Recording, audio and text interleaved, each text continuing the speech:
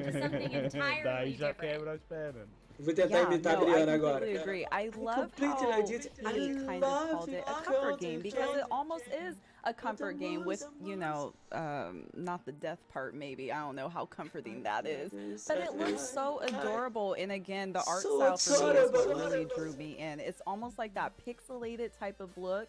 You don't really see that too commonly in games now. And I love that, you know, they brought that back. And yeah, I'm putting it on my wish list. I need that. I need that. Yeah, I saw people in chat saying it's kind of like Minecrafty looking, but with upgraded graphics. At least that's what people were reminded of. And everyone was getting excited when they saw Aí amanhã o Minecraft lança a DLC de pescaria. Cooking mini games, sell everything in a vending machine, meeting different people in town, and just Alright, daqui a pouco eu te adiciono, velho. to be indie devs who kind of created this world. I'm sure it's just so Daí eles exciting lançam to duas skins lá no invite people into the Minecraft com world esses and dois see what caras. they do. It's like Esse hands-on Bota, não, casal bota aí, assim, uma casa, Now um lugar pra the você world is in your cozinhar course, e um really. lago pra você pescar. Pronto, Right, DLC right. de É, pescaria do excited Minecraft. for them.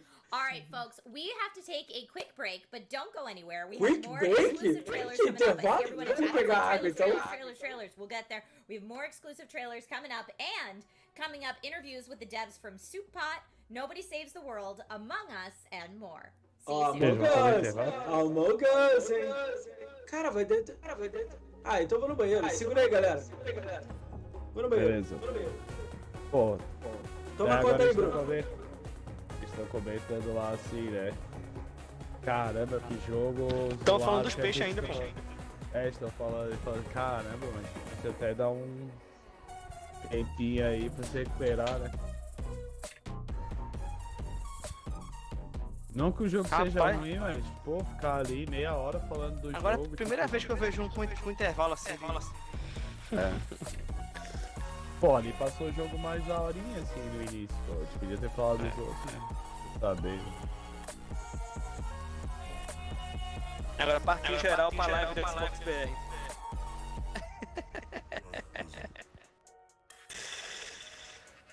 Será que eles estão nesse ponto aqui? Ó, deixa eu ver, lá tá passando o quê? Lá tá passando o rato rochudo ainda. 100 pessoas assistindo. Ah, eles fazem essa transmissão só pelo YouTube, né? É.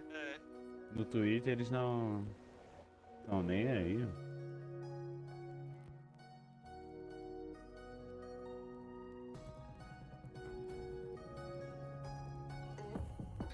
Olha, finalmente estão colocando o código no chat lá com a letra com interrogação no código.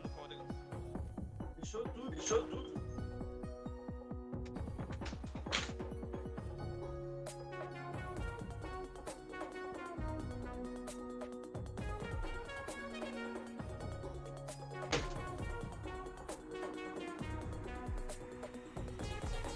Tá.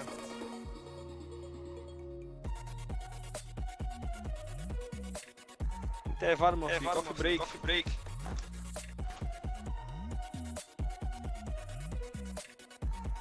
Bate game.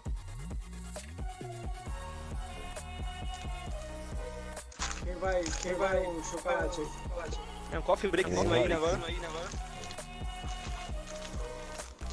3 minutos de espera. Caralho, isso aqui é o barulho que tá fazendo, meu. É. Tá captando, foi mal. Não, de boa. Aqui não tá tão alto assim. Eu tenho que configurar isso, né? Tá zoado, né? Cadê? Tá pegando som lá da sala. Eu tô escutando o movimento aí na tua rua, pô. Depois eu vou aprender a mexer nisso aí. Pô, tô escutando até o Gizinho ali fofocando. Caralho. Estão falando de ti, ó. Tem um maluco aí que fica falando aí sozinho aí de noite, segunda a sexta. Os caras nem sabem que tá fazendo podcast, acho que fica falando sozinho.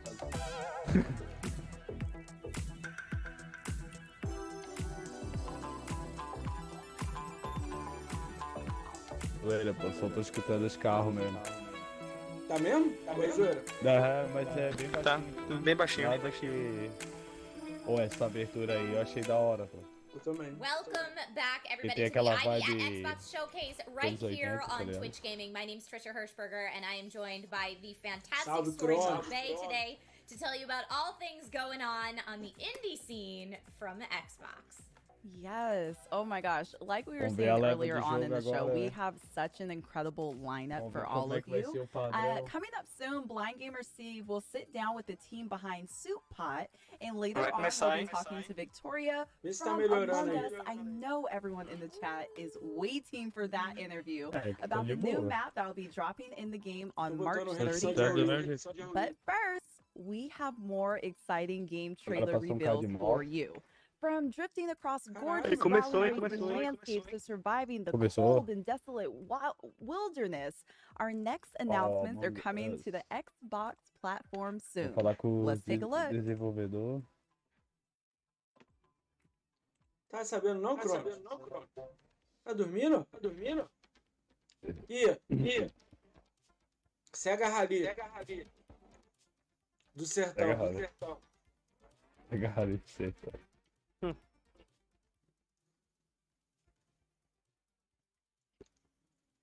Porra. Tá aparecendo Forza. Porra. Qualquer outro jogo de carro, se você jogar, você fica triste quando você começa a jogar. Você lembra do Forza. Fui jogar o Dutch, eu lembrei na hora. Ó. Ih, eu tô atrasado isso agora pra mim, ó.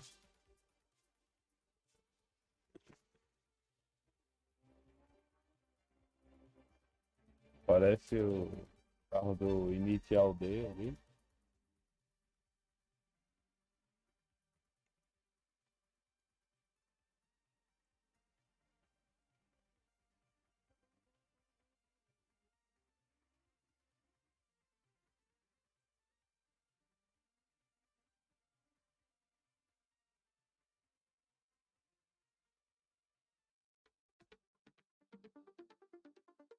Art of Rally. É. A arte do Rally. Ih, Zelda novo. Scarlet Obalt.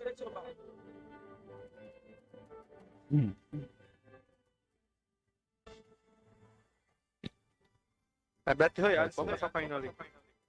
Esse daí parece ser mais da hora. Ah, esse aí é legal, esse aí eu jogaria. O louco, olha só. Maneiro. Gostei, esse aí. É, esse daí. Ih, Pokémon. O louco, mano. Fortnite. Fortnite. Pokémon, Fortnite. Caramba. Gostei desse, eu gostei desse. É, esse daí que. Vocês podiam ter ficado falando aquele tempo todo, tá ligado? Sobre esse, né? É. Pô, cara, ele mistura muita Qual o nome? coisa, mano. Qual o nome?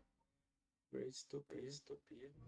Não tem pra Xbox, só pro Cara. Windows e o Xbox Series X. Eu achei que ele seria um jogo de terror pelo nome, tá ligado?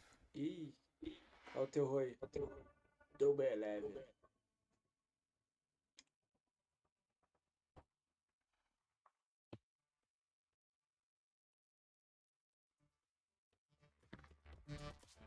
É sobrevivência. Tem um The Forest que é parecido com esse jogo.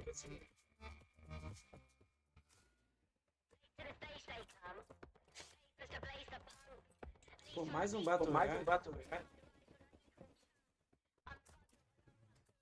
Mas parece legal, parece legal.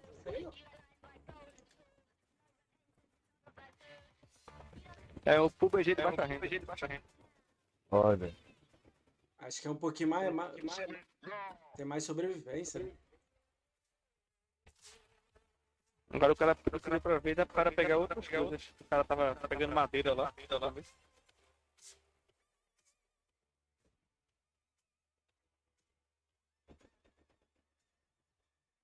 Esse jogo aí vai desbancar o pod, hein? Olha lá.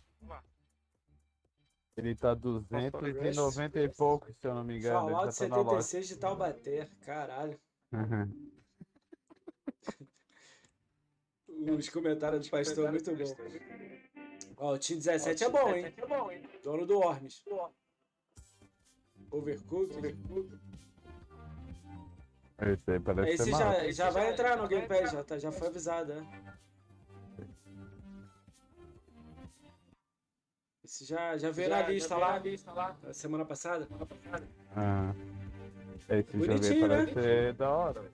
Mostrou ontem ele, não foi? Mostrou também. Mostrou rapidinho. Agora tá mostrando boss, tá mostrando bastante coisa. Legal, né? Esse inventado Game Pass, pô. Então, falei, cara. É o Narita Boy, ó. Esse, estavam falando que ele nem sai pro Series X, meu. Só daqui a 2 meses. Caramba. É.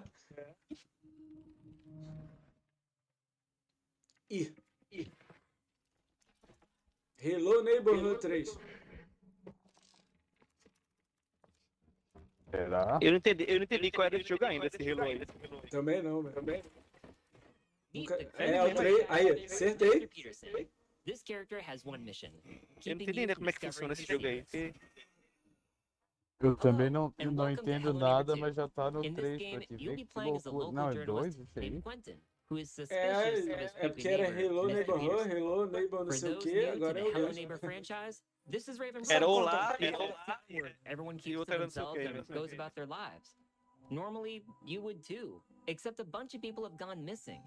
And there's just something strange about your neighbor, Mr. Peterson. Everyone is afraid of him. Podia ter um upgrade no gráfico, né, Going to cara? his house and never being heard from again.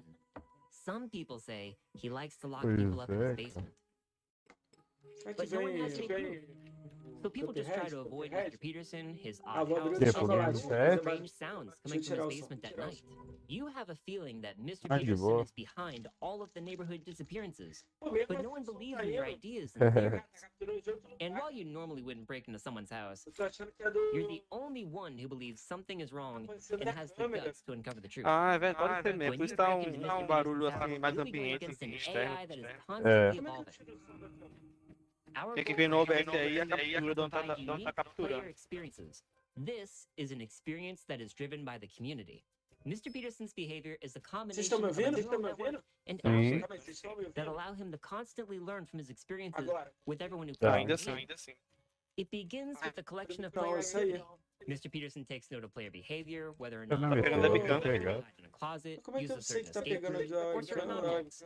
As time progresses and he learns, Mr. Peterson's behavior may change and Você, eu surprise tô you. por fora. How Mr. Peterson plays in one encounter with you might be different from the next, all due to his encounters with the game's community. Tem uma as opção a no whole. OBS aí, não tá vindo In no this microfone. way, the Qual o community's dispositivo que experience tá with Mr. detectando? Peterson changes over time, Aí tu allowing troca. for an AI that is developed through Procurando community aqui, actions, replayability, and great stories of neighborhood shenanigans. But these new experiences né? go Áudio, beyond né? Mr. Peterson. In Hello Neighbor 2, players can interact with all characters in Raven Brooks, and these characters share the same AI core, but behave differently and have their own stories for you to discover. So while you might think you're just playing the game, you're really contributing to the development and improvement of Mr. Peterson's E AI. agora? Tá me ouvindo? Mesma coisa. We hope this presentation of our AI in Mhm. development gives you an idea of what to expect in Hello Neighbor 2. If you'd like to try an early access version of Hello Neighbor 2, you can check out some of Ué, our o Dona falou que elements ela on respondeu. Thank you for watching, and we'll see you in the neighborhood.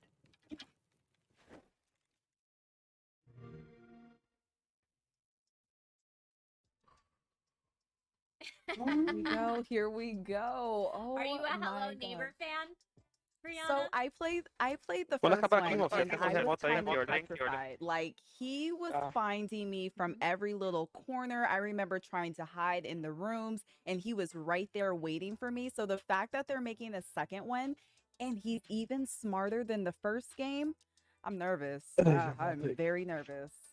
Well, that was one of the coolest things about the first Hello Neighbor is that, you know, he would adapt to your play style, and the more that you would do runs, the smarter he would get. But now not having it only be your runs, but the entire community's runs that Mr. Peterson's learning from Okay, is não, tá frankly capturando. quite terrifying to me. Although I'm super interested that they said that Era the other entendi. neighbors will all have stories and will be able to interact with the other neighbors as well. That's super cool. I love that in Hello Neighbor 2 we get a little bit of a motivation as to why we're invading this man's house, whereas I feel like in the first Hello Neighbor you're just like those meddling kids. Yeah, that are bugging Don't our throw neighbor. your ball over in my yard again. And yeah, exactly. Exactly. Now, I was going to say I was very happy to see that Team 17 is coming out with another game. They're the same developers that made Overcooked, and even the style of the game looks very 80s and retro and almost futuristic in a way, which is super exciting to see. The first trailer that we saw with the car driving, again, a beautiful art style. I mean, wow. These trailers are blowing me away. It is a great time to be a gamer. Yeah, that first trailer we saw was for a game called Art of Rally, which got high praise from the folks at Top Gear, and being a little bit of a car enthusiast, if you will, an auto enthusiast. I was like, man, okay, loving it. That's some high praise again for Art of Rally. Craftopia looks cool, and I saw a lot of Rust fans in chat. Oh my god! So for our console gamer friends, you will be able to get into the world of Rust if that's your jam. I've dabbled a little bit in Rust myself, although I dabbled on a friendly server, so I know it could be a lot more intense if I was in a more survival-based server where everybody's out to get everybody else. But yeah, console friends, welcome. Here we go. To Rust. Here we go. But all right, so that was just some more trailers for everybody to check out. I know chat is all about those trailers.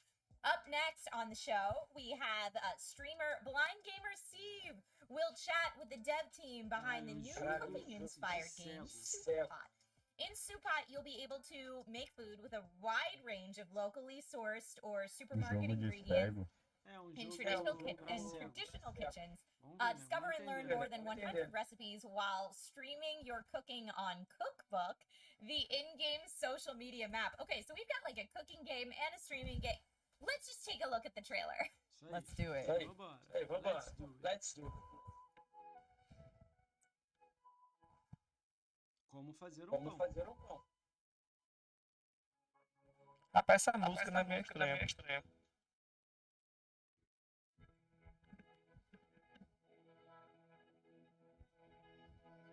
Olha o Facebook no jogo. Pois é.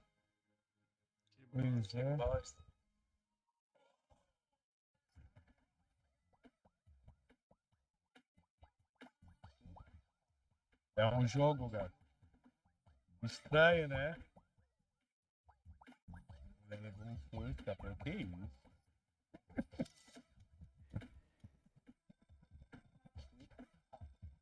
Salve, man. Oi, mano. Tá de boa, meu querido? Talvez. Tá vendo aí que o The Xbox. Cara, esse jogo é Oh, awesome. Hello. Oh, I am really excited. Hello, I'm Steve, aka Blind Gamer Steve. And, to confuse our get started is what I'm here to do. It really makes me happy to introduce to you Gwen and Trina from Chicken Club Studios. Hello, Gwen and Trina. How are you? Hello. Cara, ela nem fechou. Oh my god, so Soupot, tell us all about it. Tell us more. We need to know more details. Vou aparecer numa live pra 100.000 pessoas. Our game is very chaotic. It's like Não vou arrumar não. one sentence it would Vai ver a decoração do quarto dela, né? Cara, a tela dela tá travada, não tá? Ah não, ela mexeu. Tá não. É que ela parou naquela expressão ali mesmo. Sorriso. So the player would be quote unquote streaming their process in the kitchen, and in Asian culture we don't really have fixed measurements for cooking. We just like we eyeball everything and then we adjust them according to taste. We just listen to the voices of our ancestors in the background. And we want to replicate this way of cooking because we think it would be fun to play. Especially we want to do the iconic cooking methods like using our fingers to measure how much water to put when you're cooking rice. Yeah. That is so cool. And you mentioned we talked before, like. By the way, thank you for tuning in. I know you're in the Philippines and it's way past midnight where you are, so thank you so much. But I wanted to ask because you said that it was that the Supot is very Filipino and Asian inspired. Can you tell us a little bit more about how that inspiration is part of the game? So actually, like Trina and I both love to cook. That's one of the things. And then the pandemic happened, and Trina and I were just like, oh, you know, like we're not doing anything. Like we're just at home. We don't get to eat out. And then we decided to make games. So last year we released a demo, which was called Putahe ng Ina Mo Sinigang Edition, and then we looked in the streaming part of it, and people really liked it. So one of the things that we wanted is like Gia,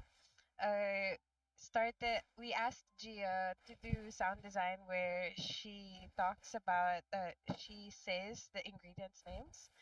And that carried over into our actual game. Like when we saw how much people enjoyed the demo and they really like it, like we feel like we're filling in a gap where it's not too serious gaming, like it's not instructional, you know, like we want to recreate as much as, you know, how you would be in the kitchen, which is you measure by feeling, you fix things as you go, things can get messed up, and you know, like we just want to bring in that fun into the game and make it a game.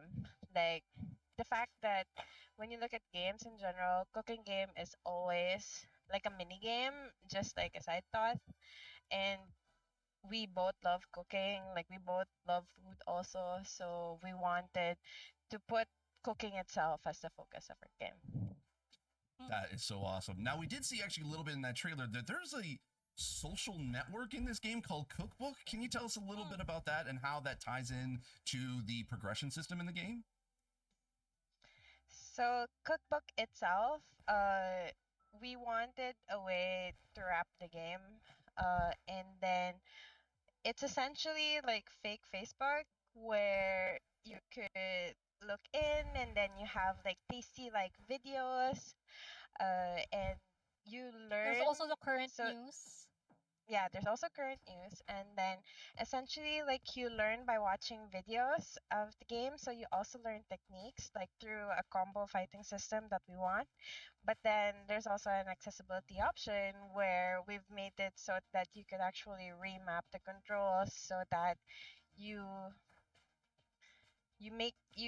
could, you know, adjust the game to your playstyle. And which is something that was very important. About that actually, because of course I'm an accessibility advocate and consultant, so accessibility is very much a big part of my life and what I do. So what are the other accessibility features that you're going to actually have in Supot? So one of the things that like we really care for is dyslexia. Like one of our team members has dyslexia, so that's very important to us.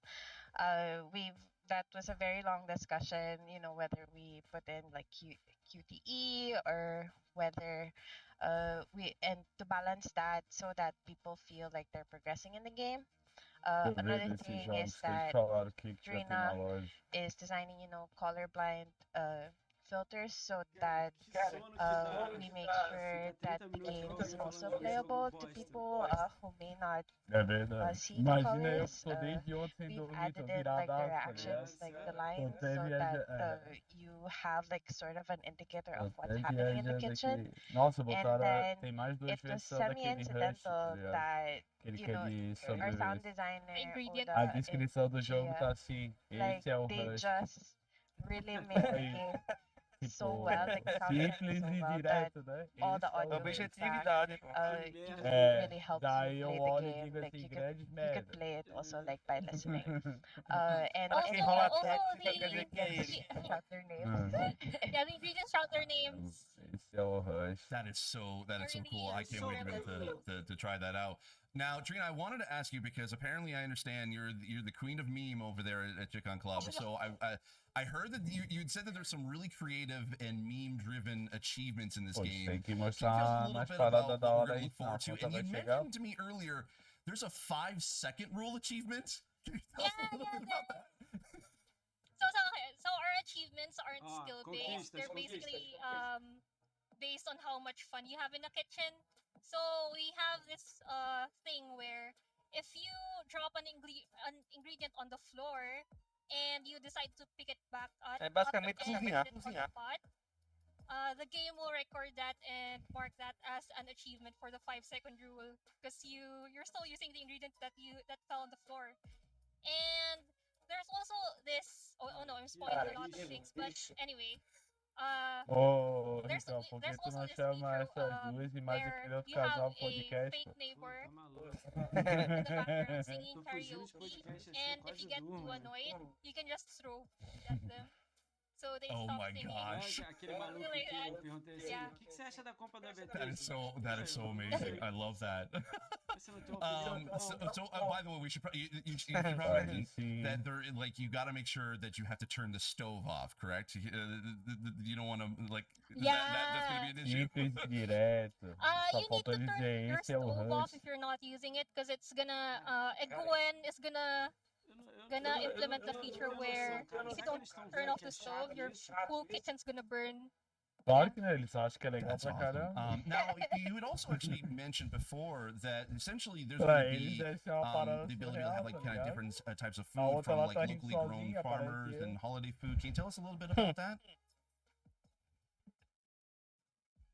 So one of the things is that we have a marketplace in Cookbook, the social media, and then what we wanted to do is essentially, if you wanted to make like gourmet food, and which like almost all restaurants, what they do is that they source locally, and this is something that's very subtle. It's not really gonna affect like your experience of the game, but we wanted to ensure that the design of it also reflects that, you know, small like local farmers and homegrown organic ingredients are just better and like more fresh compared to like supermarket ones, just because of, you know, like fast food and like waste and all of those things. So you don't necessarily feel that in the game because you can buy whatever you want, and you know the no Quando fail acho que vai state acabar, fica repetindo a and imagem.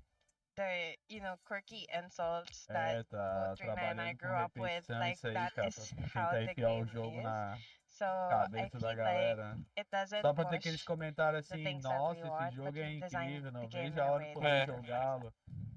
I love that. Now, is this going to be a like a solo single player experience, or is there going to be multiplayer in this at all? Oh, it's a solo experience. Yeah. Oh, that's awesome. So you can kind of go at your own pace. I love that. Cara, So I dizer que bet tá there's a lot of ansioso people pra kind of esse in the jogo chat aí, that are going merece to be uma wondering like camaçada de where, pau. like when can we be able to get our hands on Supot on Xbox? So Ó lá, o currently Ricão tá até we are triste, cara. aiming Tô vendo for aqui, ó, August nas 31st, imagens ali, tá até triste, cara. Eu não tô nem 2021. mais vendo, tô olhando o celular. And yeah, like that month is like pretty important for us. When the game gets launched, you also could actually play in a Japanese Mano, ele tá and Korean mostrando o jogo de kitchen, novo, né? because of like how Agora acho close que those acabou, hein? culture us to what we're exposed Não, to. ele So repetiu. there are a couple of recipes, Steve! and then you could choose to cook Next in a game! Japanese or Korean kitchen also. Caramba. That is so really cool. I love that so much. All right, so thank you so much, Gwen and Trina, for joining us. Where can we be able to find more information about A gatinha tá Kick rindo on pra Club, cara you quando fala inglês, and ela quase Supot? morre lá na sala. We have a Ela tá website achando that's engraçado, tô imitando as on gurias there. ali do... Ela falando inglês, Kick tá on ligado? Club. Yeah. All right, that's awesome. And We also have a Twitter. In We addition, also have a Mesmo assim fez barulho. Oh, there's a Discord too. Just look him Ah, up mas on Twitter, look him up online. Supot will be coming very soon to Xbox. Thanks once again, and I'm going to send it back to Story Mode Bay and Pô, Tristan. deve ter Eu desativei os 3 áudios da live e mesmo assim fez barulho. Thank you, Steve. Tem um dispositivo É da secreto aí. câmera. É da câmera. Brianna, are you a good cook in real life? I've gotten better, yes. When I first started cooking, no, not really. But it's almost like trial and error. A outra I ali love tá what até they se were saying esforçando pra dar earlier about risada. how, you know, in their culture, there's no sense of really following recipes. It's just you let the ancestors guide you and they'll tell you how much you need to add. That's the kind of cook I am. You know what? I am self-professed not a good chef personally. And I'm watching this thinking, oh, maybe this will make me a better chef, much like Dance Dance Revolution made nobody a better dancer, so no, probably not. But at least it might make me have some love, you know, for cooking. I like the wacky stuff that they talked about, where like you can throw food at your karaoke neighbor. That sounds hilarious. Or that when you select food, or I guess pick it up, the food yells out its name. Yes. When you pick it, that's what I'm in for. I'm in for the wacky stuff. Or even Daqui a pouco começa a minha reunião. if you drop some food, and as long as you pick it up, blow the dust off, Mano, and put essas it mulheres back on tem the stove cara que within se 5 minutes, jogasse esse you'll be jogo, good. elas It's tivessem fine. review, I'm elas excited to iam play. dar 10. 5-second rule for real. Yes, for real. Well, everyone at home watching, coming up, we will chat with Victoria from Among Us about the new airship map coming over to the game. And later, streamer Dano Taj will have a conversation with the devs behind Nobody Saves the World. I am very excited. But first, let's take a quick break. Be right back. Quick break? Vai pra cá do caralho.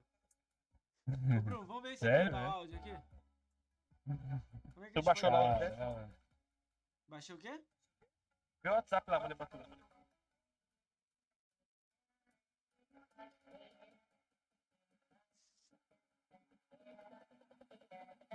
Que te envio? Não, esse ano desce aí.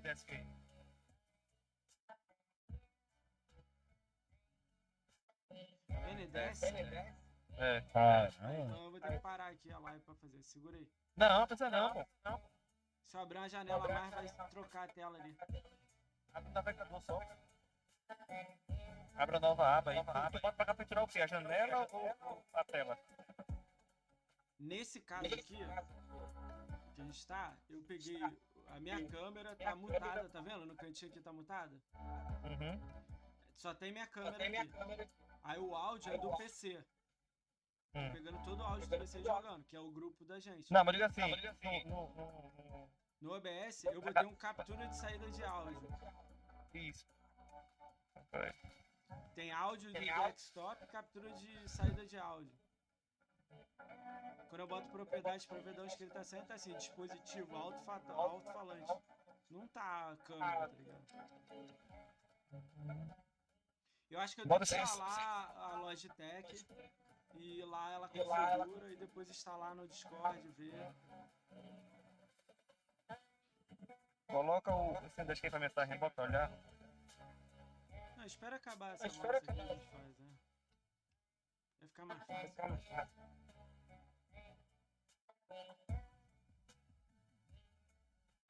Tá capturando muito som. Aqui, ó.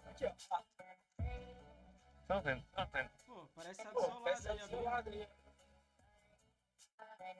Pô, e tá tudo ruído, tudo tirado.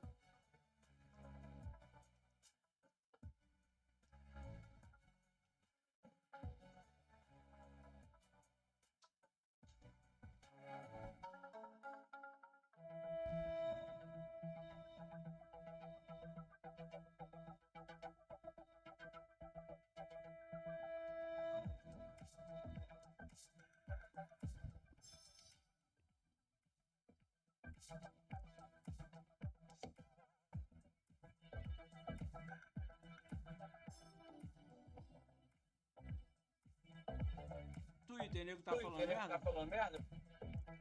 Tá falando só tem muita conversa. É um jogo de 20 minutos de conversa.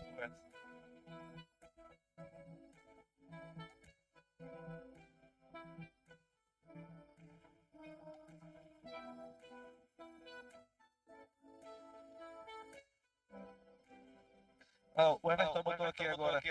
Alguém poderia puxar o cabo dessa transmissão? To the Xbox Showcase right here on Twitch Gaming. My name is Trisha Hirschberger, and I am here today with Brianna, aka Story Mode. E eu achava que a Maria Branca do programa ruim. Through this event today, leading you to all the different sections of things that you will want to see. But we do have a lot of great stuff coming up. We absolutely do. Next up, everyone, we'll be hearing from the creative team behind Nobody Saves the World, and they will be interviewed from none other than Dano Taj. But before we get to that interview, we have more gameplay trailers to reveal. From the Battle of Normandy to the scrum of medieval combat, this next batch of games promises something for everyone. Let's take a look. Take a look. Ih. Vamos ver. Fábaras. 1000G. Você é uma caixa. Ô, louco. Nossa, gráfico. Ó. É, louquinho. Eu jogaria. Eu jogaria pra ser diferente. Isso é diferente mesmo.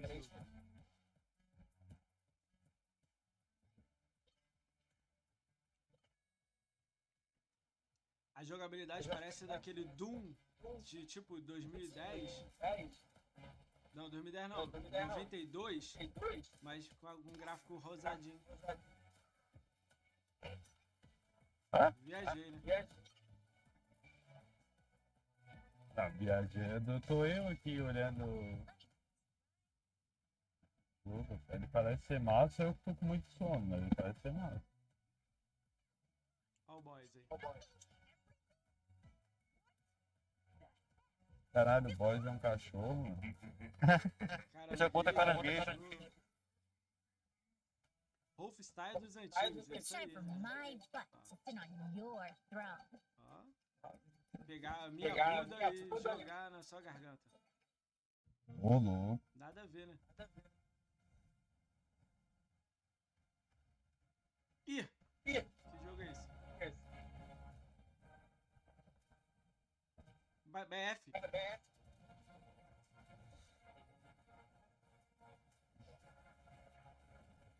BF, Bruno? Rapaz. Não é não. É, tá melhor que ele. Mas tá melhor. Ô, louco, tá melhor que BF. A gente é muito hater, né? Cara, passou em 2 segundos. Onde ele saiu? Ih! Johnny Bunny. Ih, rapaz. Olha o gráfico. É o novo raio. Chivalry 3. For Honor 2. Pela glória.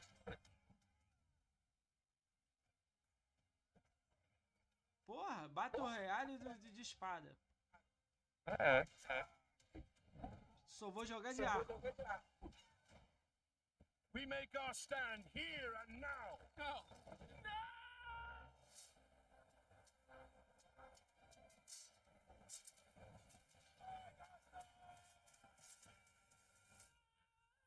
Chivalry. Ah, viu? Caraca. Ó, esse é legal. Esse é mó legal. Esse eu já vi. Esse é mó legal.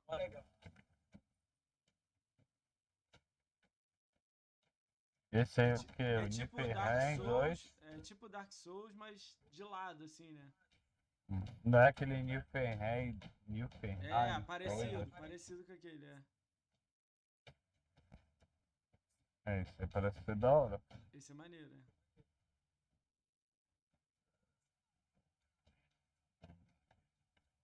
Olha lá. Essa cena que mostrou na E3. Do machado. Na cabeça do cara.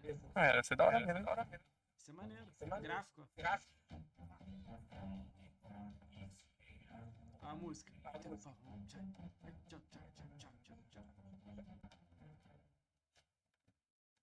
Maneiro mesmo esse jogo. O Goldeax é da top.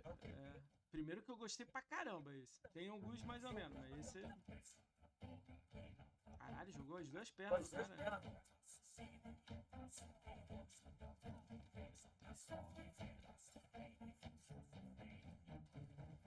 Ah lá, viu? Machado na cabeça, mas Souls of Iron. Esse eu quero, hein? Game Pack. Porra, viado. 1000G. Relo de pobre. Vou entrar na reunião aqui rapidinho e já volto.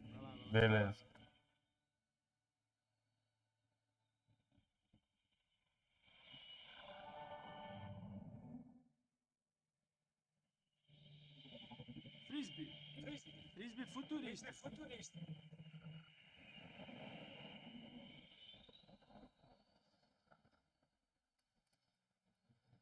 Vai ficar bonito.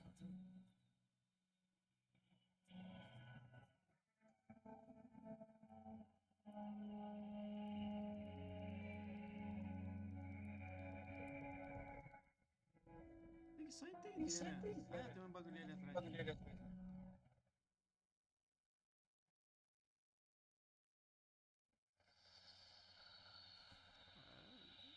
Eu jogaria. Frisbee do futuro. Exo. Ah, não tem nem pro Xbox antigo. PC. That was a Oh, man. peaceful last trailer. So Yeah, calm. that's the one, the gliding sim. I feel Yes. like it's what that is. If you need to just zen out. I saw Blank Arcadian in chat when we were watching the trailer for King of Iron, Assassin's Creed of Persia, and I just thought that was hilarious. But you're two things that I love. Arcadian.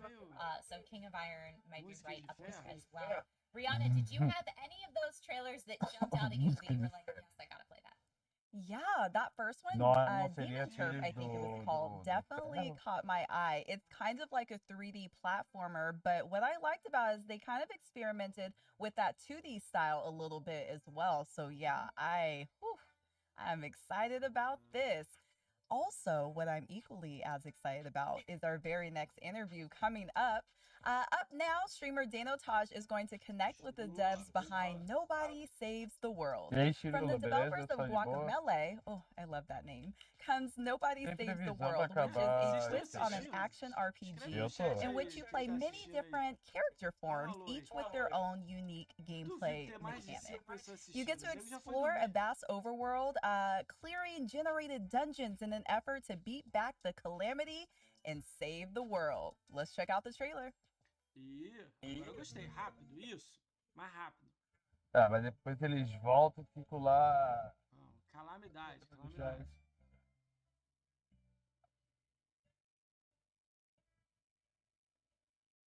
É que até agora não tá sendo um evento tão apetitoso. Felizmente.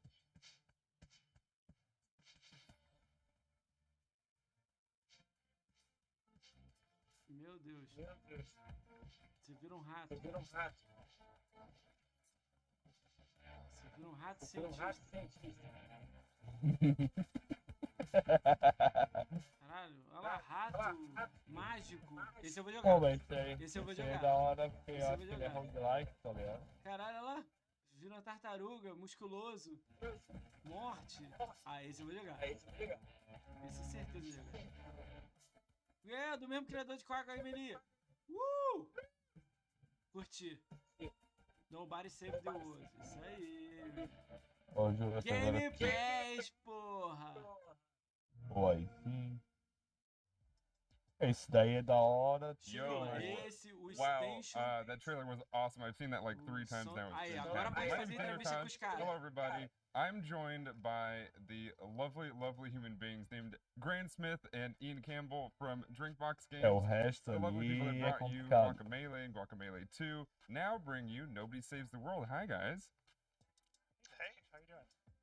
I'm doing fantastic. I'm not joking. That trailer gets me amped every single time. I've seen it like 4 times now, and it's fantastic. The music's a bop. The game looks fantastic. Let's talk about it. There's so many things to get into. We don't have a ton of time. Let's dive right into it. What do you want to start with? We got all kinds of things. Well, we can explain a little bit about the gameplay, how it works, and what we're going for with the game. Yeah, please. I guess, Nobody Saves the World. Well, to start off, that naked gray baby that you saw that picked up the wand at the start of the trailer there, that's nobody. That's who you start the game as. And so, like, right at the start of the game, you find this magic wand, which allows you to change your form into different types of forms.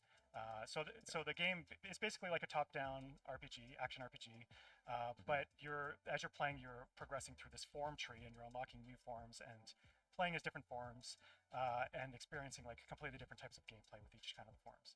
So at the very start of the game, the very first form you'll unlock is you gain the ability to turn into a rat, and you actually use that ability to escape imprisonment. You get imprisoned at the start of the game. And then so once you escape from your prison, you notice that the rat has this long list of quests that the rat can do using the rat's abilities. And when you start working on those quests and completing those quests, your rat starts to rank up and gain new abilities, and you also unlock additional forms that you can switch to, which have their own list of quests.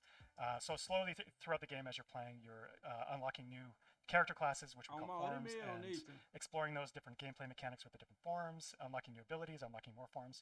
You can see a little bit of the form tree in the video right now. You can see the player just turned into the rat. Yeah, so in a quick nutshell, that's kind of what the game is about. So the forums, it sounds like it's good for you're showing exploratory stuff and being able to kind of puzzle solve a little bit. I assume there's a lot that goes on with how your gameplay is going to be with combat and such. Yeah, absolutely. Like every form has their own play styles and their own moves. Like some are about like applying status effects to enemies and taking advantage of that. Some are like real heavy hitters, but they need like long windups and they need an element of like timing to them. Yeah, some can fly, some can swim. There's like lots of combat and traversal mechanics. As you get further into the game, you can mix and match the abilities between the forms. So, then you have like a rat that can shoot arrows like a ranger, or a horse that's, like biting things and poison like a rat, whatever. So the possibilities are nearly endless, you could say. Tá saindo baixo aí, meu som? Yeah, we talked about it a little bit before, and I think that's the thing that intrigued me most. It sounds like there's sort of a kind of Lego plug and play, get to pick different forms and kind of play with them. Is there like how complicated can we get? It gets pretty complicated. Like to start with, when you unlock a new form, the forms quests are all kind of like training you how to use that forms, because we want to ease the player into the new mechanics that are presented with each form. So it'll be like getting you to use your basic abilities. But then once you've kind of started to get the hang of a form, we start giving new quests that you can't do with the base abilities of the form. You actually have to mix and match, pull in abilities from other classes. For example, if you're playing as the rat doesn't have any ranged abilities, but the rat might get a quest to use ranged abilities to kill enemies. So you have some flexibility on how you want to. Pô, tem uma galera agora, hein? Tá todo mundo animadaço pro evento, hein? But they do start to get more specific. Isso aí deu uma melhorada. Some of them are more difficult to figure out, like, oh, exactly how am I going to do this, and different customizations. It gives the player some room for creativity in trying to complete the quests. Yeah, that's awesome. I mean, that was probably the thing I was most excited for when sort of hearing about this. Was it looks very much like, well, it looks like my gym, I'm gonna be honest, and it looks like it's a lot of chat's jam as well. So I think we're all pretty excited about that. But that sort of freedom to play within your rules as the developers, but also be able to kind of do things on our own and get pretty creative and play with like the tools that you brought up. I think that's pretty awesome. Not to mention, I mean, just simply like Geopart says, the art style of this game looks amazing, and I couldn't agree more. There's just so much stylistic virtue to it, and it seems like you're taking a lot of inspiration from your past works, like Guacamelee. Can we talk about like what are sort of the things that maybe you learned in the past that you brought to something like Nobody Saves the World? Actually, I mean, talking with the artists through the development process, of course, like one of the goals is to try and break a bit free from what we had done previously. I guess in terms of, say, like Severed and Guacamelee have a very like angular vectorized art style, but this is more like hand drawn and like lots of lines and strokes and stuff. And we also wanted it to be kind of charming, but like off-putting. Like I know like maybe like Ren and Stimpy or like Garbage Pail Kids were referenced in the art team. Where, like it's like appealing but also uncomfortable. Yeah. Sure. Yeah. Yeah, it looks like there's a little bit of grunge going on, and like you said, that hand-drawn art style is pretty unique. Because nobody does it the same, right? Not really, at least. That's awesome. Yeah, absolutely. Cool. So I've seen some mentions, and something that I sort of came up just kind of watching it for the first time was a lot of thoughts of like it being a roguelite, but I wanted to drive home that it isn't a roguelite. It's very much an action RPG, but you guys have something very special, which is, I mean, do you guys want to talk about your dungeons a little bit? Yeah, absolutely. So yeah, the structure of the game, it's kind of like you're exploring a large overworld, not unlike one of the older 2D Zelda games, but scattered throughout this overworld, there's dungeons everywhere. We have about 25 dungeons right now in the game, and all of the dungeons are procedurally generated. So, and they all have completely different themes as well. So like we have some standard things like a prison or a mine, but a lot of really odd non-standard things like you'll be exploring a UFO or a gingerbread house, or you'll be going inside of a dead dragon, like just trying to do some weird bizarre things. And each of the dungeons, while they're procedurally generated, they all have like different rules for generation. So each dungeon does like have a unique feeling when you go inside of it. But if you do die inside of a dungeon, os outros ali anterior assim que eu não curti muito não. Back out front. And it gives you a chance to try and create a new build. Mas desse aí que eles pararam para falar foi o melhor. Try and be more successful with another attempt. And another thing we do as the game progresses is we start to add more mechanics to the game. So you can't just like find a form or a combo of abilities that is like ultra powerful and just stick with that for the whole game, because the dungeons will present different challenges. So you'll have to kind of mix and match, not only because you want to try and push down the form tree by doing quests as different forms to unlock more classes, but because some of the dungeons you just won't be able to do with certain forms because those forms won't be well suited with their abilities to do that dungeon. So yeah. And I was gonna try to find the most broken thing I could possibly find, just play it the whole time. Now I can't. We still do some from time to time. We do like give the player some places where they can just put together their best, most powerful form, just because we want you to be able to feel that experience. But there are some builds that feel pretty broken, so we can't just let you do that all the time. Yeah. Dang it. I mean, speaking of very powerful things, you showed a couple. It looked like bosses straight up from the trailer, and that's like where my bread and butter comes from. Is what I'm always interested in. It's like, oh, the dungeoning is like super fun and super awesome. But where's the boss? Ele tá me lembrando what sort of things can you tell us about maybe some of these high level enemies? I hear your love of bosses. Já não they're acho. in the game. They're not as much of a focus. They do exist. I think the enemies and the hazards in the dungeons are almost more like the bosses, if that makes sense. Because like, okay, because like Ryan was saying, some dungeons like they all have their different themes, and some of them are pushing like really hard in certain directions. Like, I just came to this dungeon and there's like poison everywhere, and there's projectiles flying at me everywhere, like. And you're like, okay, well, what forms, what abilities can I use to like overcome this? And that's kind of the focus of the dungeon. And like a final encounter within that dungeon, you just like lean more heavily on that element. Tu tá ligado que eu. No, that's cool. Tá ligado que eu fui o primeiro brasileiro a ter terminado ele. There are a lot of games that sort of focus on, well, this is cool, building up, you're trying not to die essentially, but you just got to get to the boss.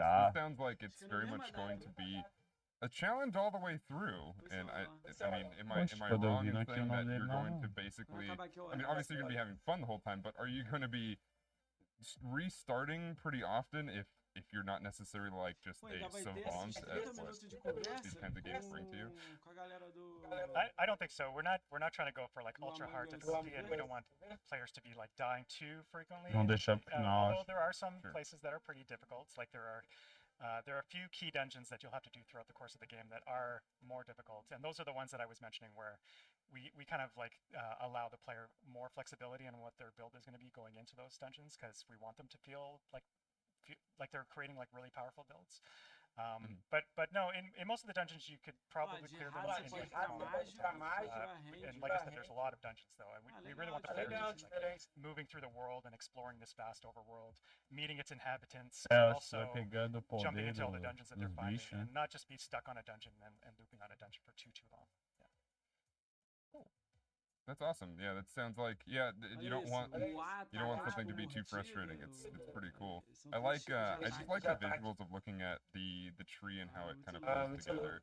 It seems really easy to read, which is a relief for a lot of things that have been just kind of everywhere. It seems like you really paid attention to how everything looks, which is cool. You mentioned also that there's a lot of high-level story. Is there something that we should look forward to sort of getting into as far as like getting fully immersed in what sort of story are we going to be looking at?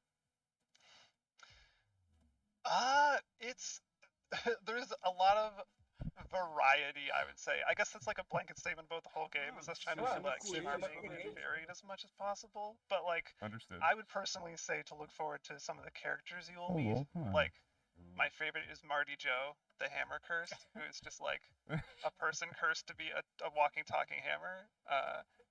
He's got a really good storyline going on.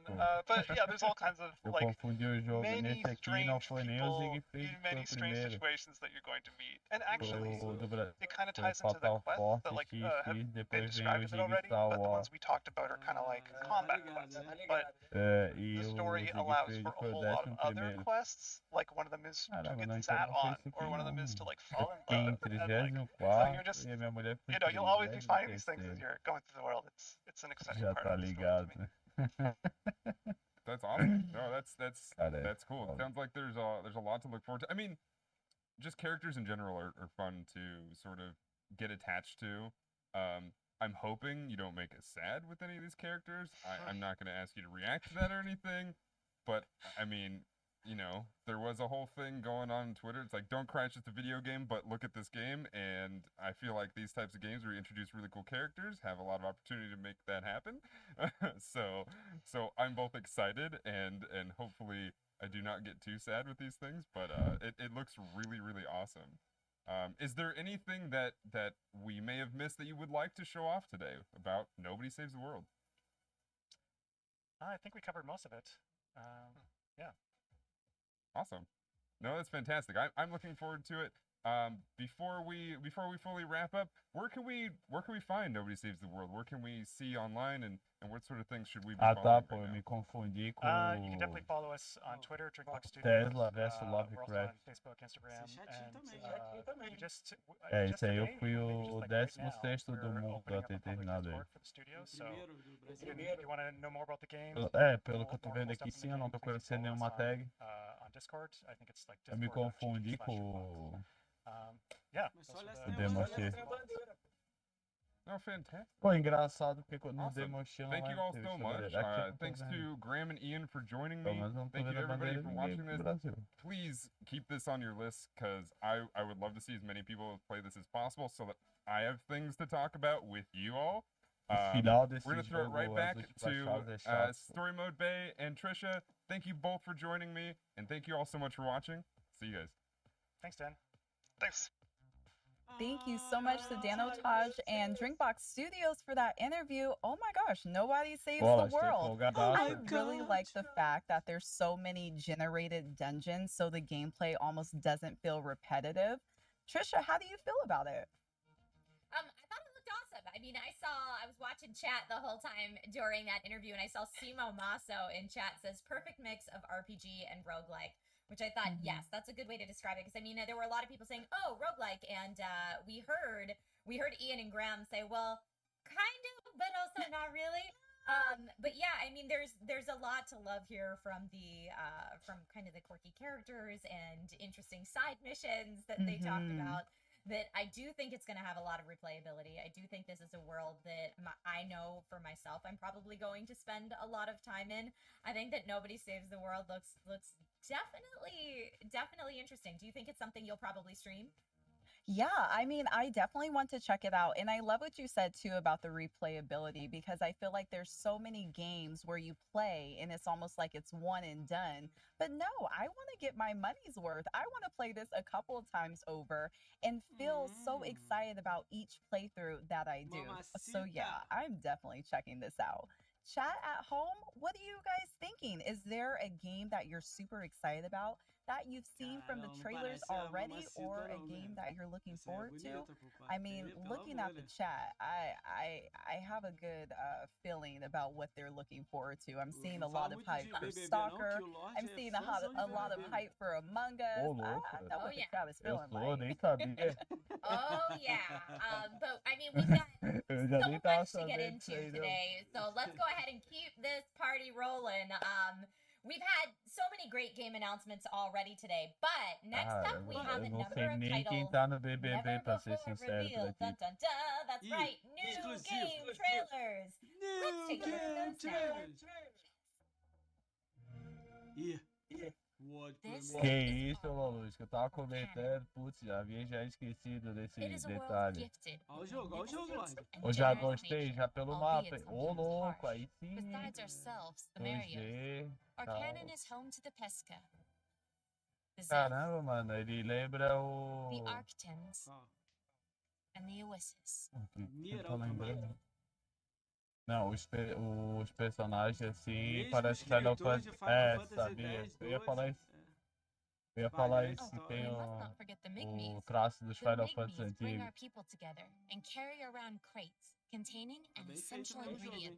Caramba. 10, daí é certeza eu vou querer jogar. And last but not least, let me tell you about us. We, the demigods, our mission is to fight and defeat the noises, the mysterious monsters that threaten our beautiful harmony. The demigods will not allow Caramba, olha a anyone galera to que dá disrupt pra te canon controlar, harmony. pô. É quase um Midway Champion, tá ligado? Eu gosto assim de joguinho assim. Eu também. Demigods, ascend! Demigods. Astria. Game Pass. Caramba, olha lá o logo do jogo é igual aos Final Fantasy antigos. Esse vai ser legal. Vai. Olha o gráfico. Zoado. Olha o gráfico, olha o gráfico. Zoado. Ô louco, o jogo vai se Esse aí é baseado transformando. naquele filme Máquinas Mortais, sei lá. O jogo foi se transformando, né? Tô calmo, Lulus. Tô tentando não Ô hypar louco, nada. Battle Royale, ó. Pô, é Battle Royale isso? Não, não é não. Ah, todo cara que voa é Battle Royale, pô. Puta que pariu. O cara pulou do helicóptero. Já era. Nada mesmo. Aí, ó, porradinha. X1. Tem monstro aí, ó.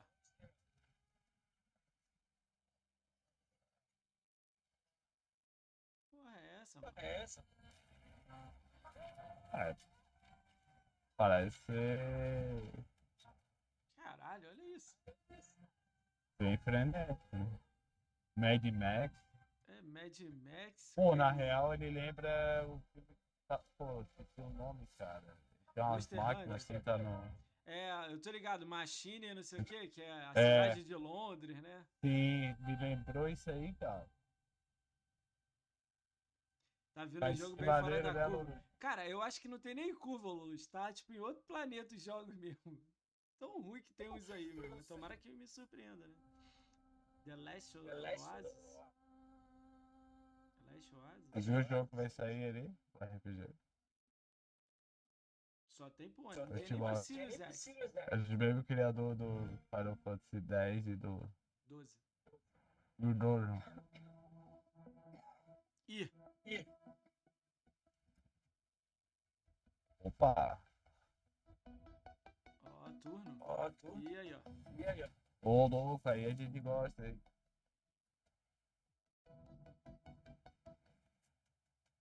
O lado nerd fala mais alto.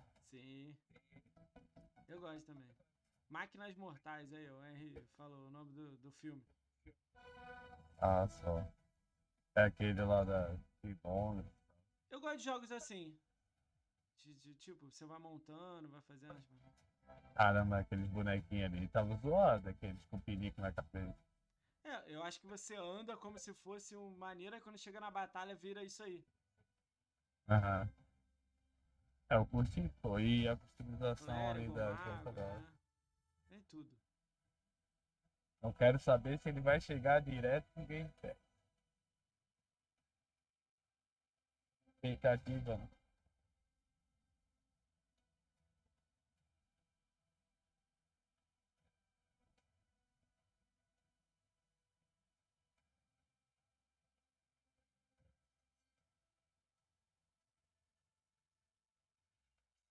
Lost é o 2022. Ah, pra cá do caralho. Oi, Nem passou o símbolo do Xbox.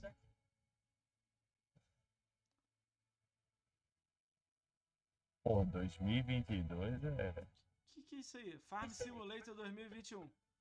Ah, não. Sério? Esse aí é game de Windows 10, deve ser, mesmo. Esse aí também, ó. Farm Simulator 2021. Não, eu vou falar a real, cara. Moving Simulator. Cara, você cortar grama. Ah, não. Para, meu. Ah, para. Porra, tava demorando, de corte né? de grama, meu. Caralho. Ih. Assassin's Tava Creed. demorando. Ih, caralho. Agora gostei. Gostei. Gostamos.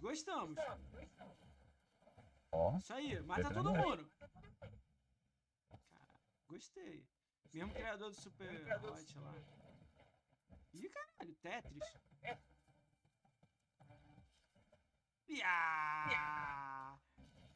Caralho, sacaneando o jogo. Ô, louco. Caralho, olha o jogo, velho.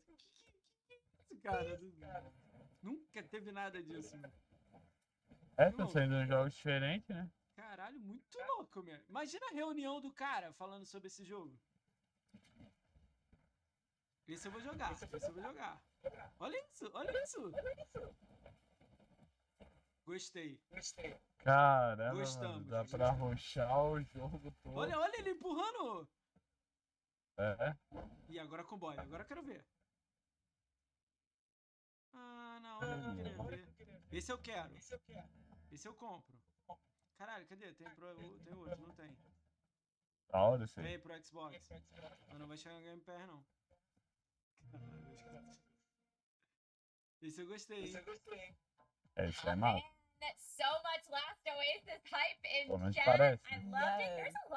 There was a lot to love there. Last Oasis looks great. Lost Eidolons is maybe how you pronounce it. I think so, yes. Yeah, Loot River looked awesome, and I saw chat also very excited for some of those things. Pastor tava dormindo, really intense, very accurate lawn mowing simulator. Then that could be you. But Last Oasis is out right now on Xbox One. Yeah, that is incredible. And again, like you said, there's so many fans at home watching. You guys go play, go download. It looks incredible. Now, I do have a couple of questions about lawn mowing simulator because is there story mode? Are you just kind of mowing the lawn casually? I'm interested. I have a couple of questions about it. But that last trailer for Loot River, oh yeah, I'm excited for it. Yeah. It's almost like you're moving in a puzzle type of motion. It's like an adventurous Tetris, if you will. Oh, I want to play it. Oh yeah, and the second that I see Super Hot Presents before any trailer, I'm like, yes, let's get that. It looks like it'll be challenging, mixing the puzzle play with the combat, and the art style looks cool. The second I saw the Dr. Helmet and like wiping the blood off the front of it, I was like, oh, this is gonna be into it. And Lost Eidolons Vai ficar is like massa. everything I love about the medieval character creator with what looked Pelo menos a abertura falando inglês assim, I don't know if we can vai bombar. specifically tell that from the trailer, but that's at least what it seemed to me. Which, when you combine those two things, that is something I am definitely up for as well. It looked really cool. Absolutely. Now, which one was the one with the guy and he was flying in the air? Was that Lost, or am I thinking about a different one? I'm trying to remember all these titles. They were so good, but that one looked exciting too. Maybe last week was the one with like the cool airships that everybody's pedaling. O Rican tem que começar a chamar os caras lá de fora lá, o... It might be that Sim, we're thinking of, but yeah, really, really É, fun trailers. vai I'm ser glad da to hora, see hein? everyone in chat. Consegue ali desenvolver Games. Next up on the showcase today, our next guest is one of the creative minds and developers behind this small little indie title that some of you might know, called And on March 31st, a new map, the Airships, featured Airships, is dropping into the game. So let's go ahead and take a look at the trailer for the map. É, mas a gente vai ficar zoando alguma coisa ou outra ali, Eu não, né? né? A galera no chat pode me É. zoar, meu. Ih, aí. Opa, esse cara esse aí que é o jogo da intriga, né? Esse aí vai bombar, que eu sei. Todo mundo fazendo live. Welcome, recruit. Get yourself acquainted with the layout of the top-hat airship. A gente vai fazendo live? Todo mundo Esse junto? daí é louco, hein? Esse aí é louco, é. You may need to take a ladder to get to certain areas, or maybe just take a nice shortcut. Quit grouping to start in after Everyone keeps trying to sabotage us. Stop their plan.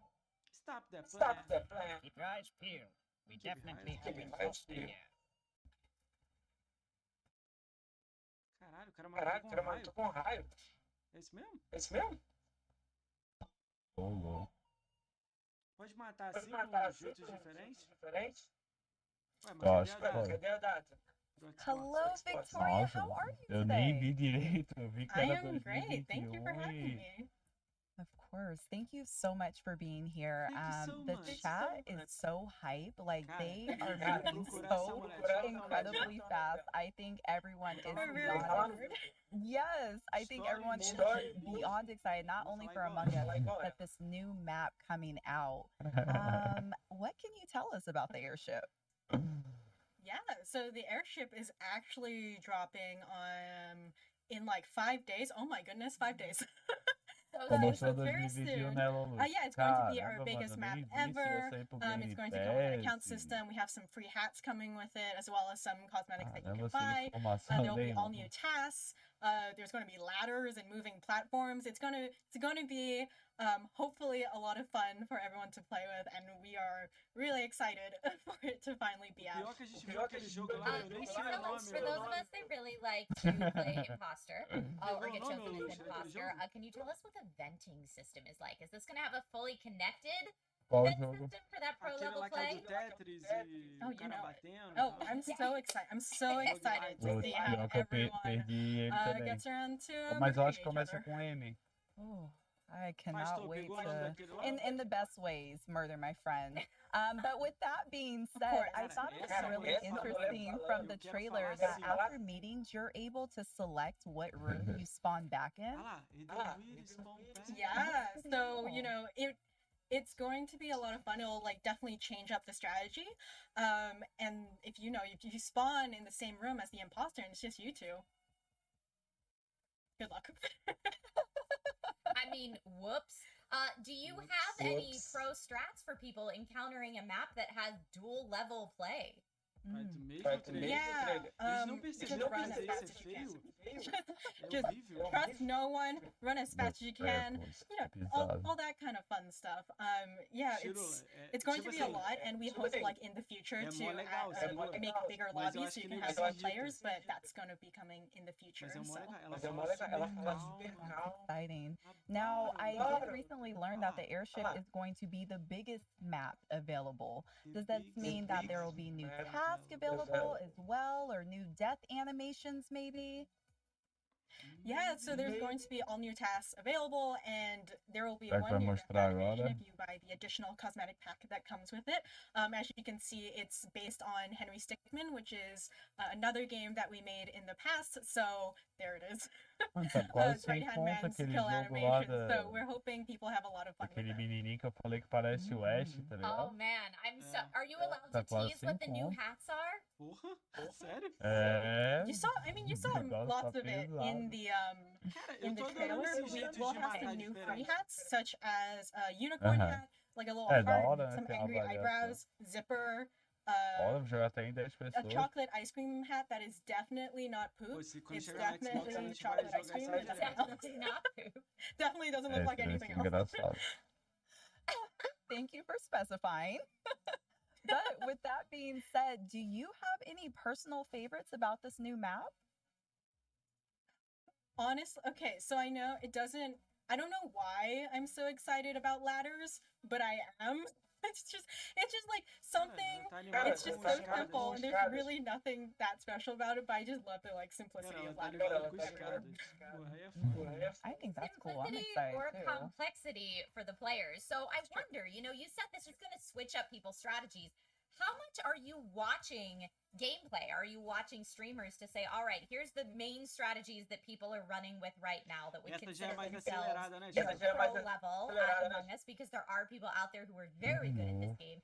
How much of their gameplay do you watch them thinking like, oh man, we need to switch it up?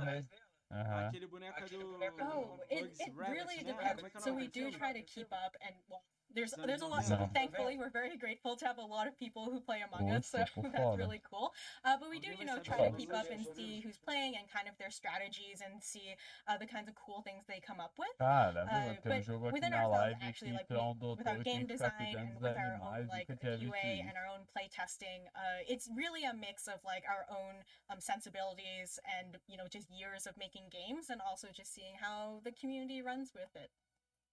Yeah, I mean, I feel like things like, visual tasks being able to be on and off, having the taskbar fill immediately, stuff like that, that it's kind of like through playing it, you're like, oh, this could be tweaked. Oh, this could be tweaked. And not just necessarily like tweaked to make the game better, just to give people options of what you want the difficulty to be.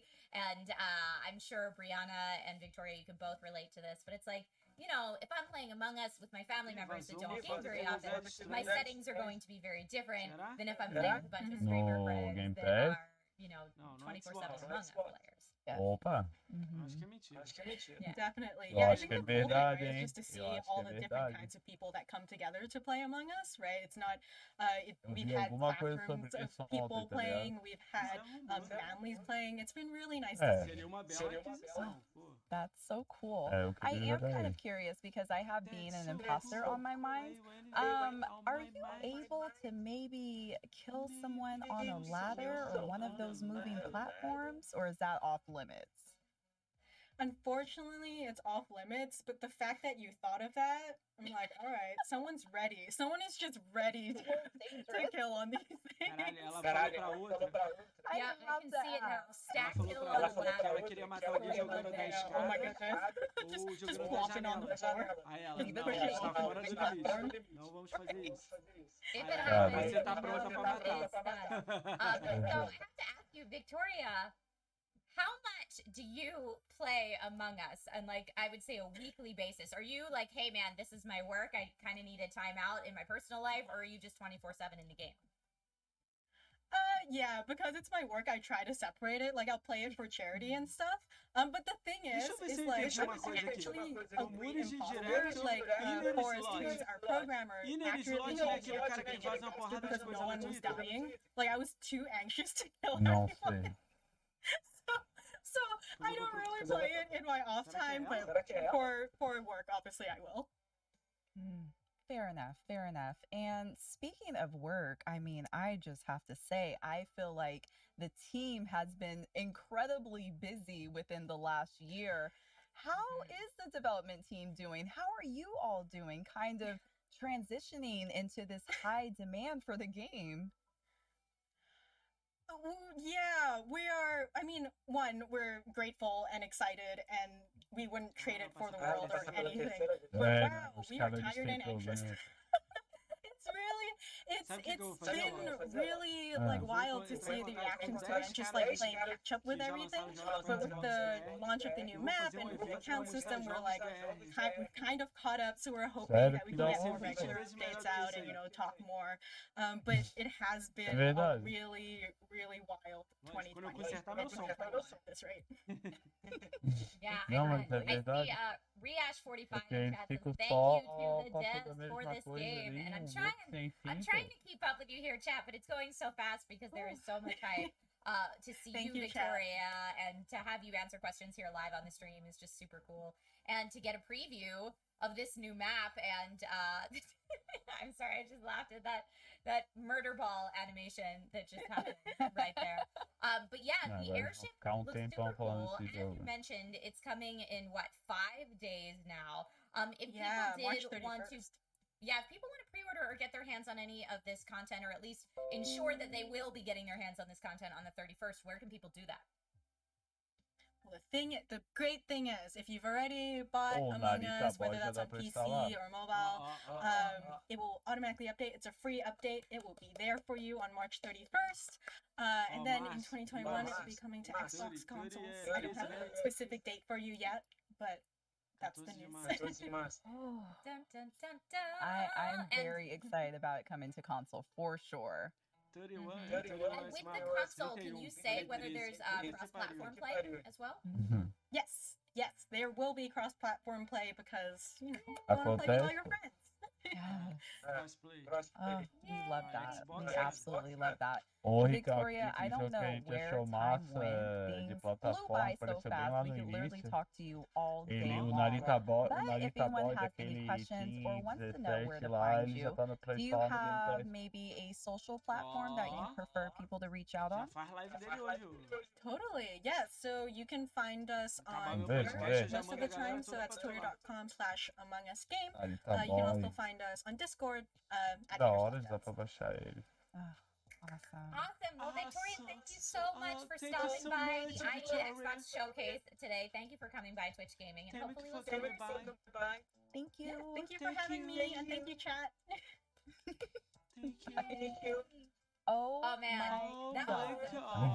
I can't wait to jump into that new map, and I can't wait to see what the new tasks are, and you know how to adjust your strategy accordingly. I saw the people in chat saying Trisha is sus.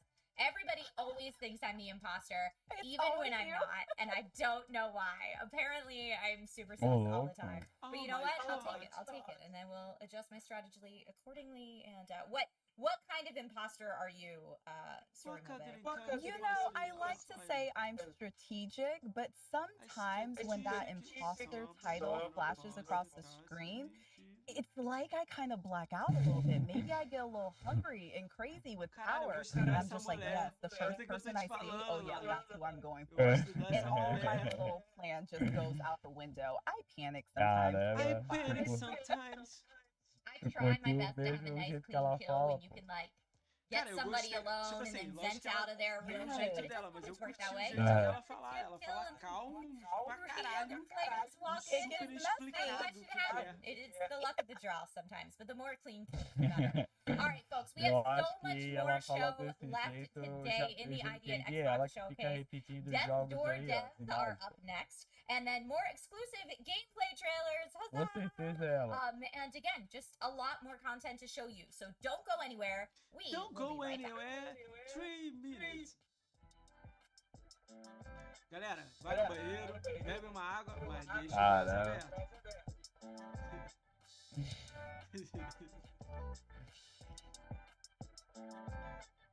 Cara, que loucura. Que merda, hein? Que evento, hein? 2 horas e 11 de evento.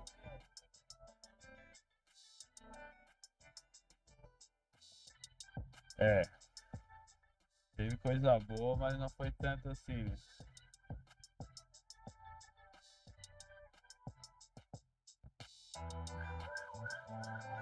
Ih, polícia. Jogo ruim. Ô, louco.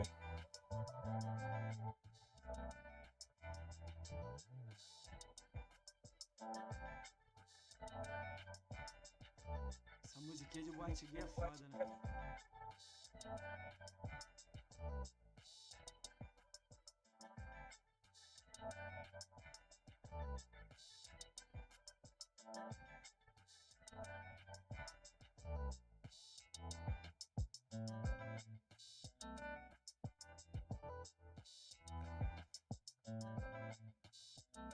Cara, olha isso aqui.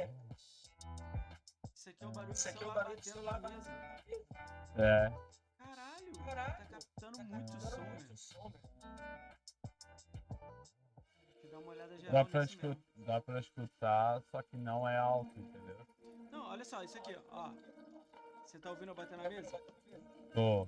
Pô, é 2 metros da mesa, tô esticando a mão pra bater. Tá pegando muito som, é a câmera. Tem que consertar isso no final da live. Podcast hoje. Hoje vai ser legal, é internacional, hein? Própolis, hein? Internacional. Internacional? É, ele mora na Irlanda. Pô, aí sim. Ele faz localização de game.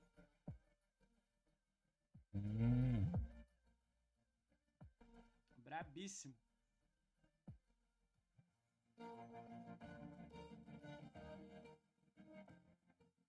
Ele passou por um trauma foda.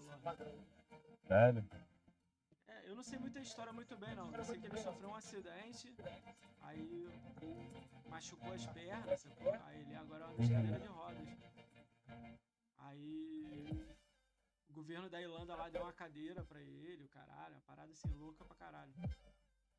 Caramba. Parada pesada, né? Ele é muito Foda, gente né? boa, né?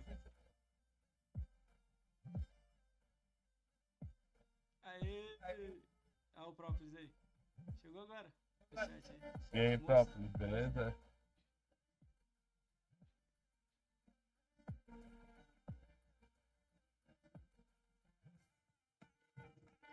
Hello, everyone. Welcome on back to ID at Xbox Showcase right here on Twitch Gaming. Coming up, we have very special interviews with the developers from Death's Door, interviewed by Stallion83 and Technique. Is going to be able to chat with the developers behind 12 minutes. Oh, this is a good show. But first, streamer Stallion83, like, Obrigado. we'll chat with the devs behind the new game Death's Door. So, in Death's Door, you'll be playing as the Crow, where reaping souls of the dead is all part of the day's work. But the job gets lively when your assigned soul is stolen, and you must track down a desperate thief to a realm untouched by death, where creatures grow far past their ex-purity and overflow with greed and power. Let's take a look at this trailer now. Já está que a rede social dela, pô. Hein, Ricão, já stalkeasse? Não entendi, stalkear o quê? Ah, A rede social dessa mulher aí. Ainda não, quando acabar eu vou. Próprios, teve um jogo Nobody Save the World, alguma coisa assim, muito bom. O Station lá, eu gostei. Teve um que era tipo Pokémon, teve uns 10 ruins pra caramba. Tem, tipo assim, sei lá, 2, 3 legalzinho e 20 ruim. Tá muito baixo? Vocês não estão me ouvindo? O bagulho pega o som da porra toda, mas não...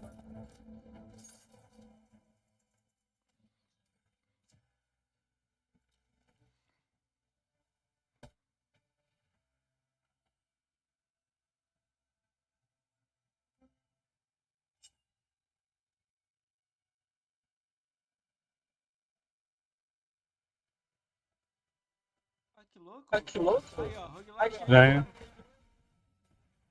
Oi, Fedora. É o Tunic esse aí? Ele tá magrinho. Não, não é o Tunic não. Esse é da hora. Nossa, ele parece o... Lembra que nossa. Demora a mesma empresa. Death's Door. Esse eu quero. Esse é bom, hein? Esse eu quero, hein? Cadê? Devolve. Melhorou, galera? Aqui. Now that was very cool. I'm Stallion83, with me today, Mark and Dave, and they are here to talk about A Death's Door. Thank you guys for joining me. Thanks for having us. Yeah. No problem. So I want to know about the Crow. Like, that is, he's awesome. He's a badass Crow. I want to know the inspiration behind the Crow. Well, we thought that crows were kind of relevant to the theme of death. They encapsulate the themes of the entire game, really. It's kind of a dark, kind of mysterious bird, but also really cute and kind of funny. So we decided to make the character a crow, and as soon as we did that, the game started coming together. Really cool. So, what can you tell us about the story in Death's Door? So it's set in a world where... Oh, got a bit of lag, sorry. It's set in a world where nothing dies naturally anymore. So this group of crows who work in this office that we saw in the trailer, they are in charge of reaping the souls of the dead and maintaining some kind of order in this world. You obviously are one of the crows, and you get sent to a place where nothing has died for many centuries. So as you can imagine, things basically escalate from there. Very cool, very cool. So is this a roguelike? To me, it looks like a roguelike, or is it an RPG? What type of game are we looking at here? It's not a roguelike, so it is just one storyline that's single player, so you can play from start to finish, and it's like an entire experience. It has some light RPG elements in it, so with the combat system, you can upgrade your things like strength and speed and basic stats like that, and you can also find new weapons along the way.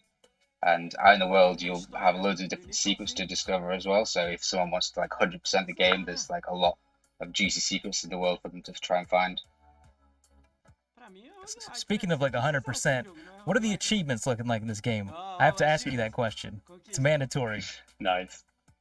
Well, yeah, that's part of it, because we had so much fun making this game with so many secrets and so much like little touches and different things you could do.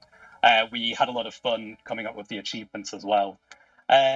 Probably, I think one of the most fun ones, at the very start of the game, you can actually pick up an abandoned umbrella in this office where all the crows work, and you'll get an achievement for using that for every battle in the game. It's basically a very weak weapon that is half as powerful as any other weapon in the game, so it's a hard mode for people who want to do that kind of thing. So that might be the most challenging achievement, that one right there. May well be, yeah. I haven't even attempted it myself, so I can't even comment on that. Oh, wow. So with a game called Death's Door, are players going to die a lot in this game? There'll certainly be a few deaths to have to go through, yeah. So it's just is it the hard kind as of game nails, where you... basically? I wouldn't say it's hard as nails. Like, if anyone's played our previous game, Titan Souls, that would be described as probably hard as nails, but this is a bit more forgiving, a bit more accessible, but we still think it will present a good challenge for anyone who was a fan of the old game.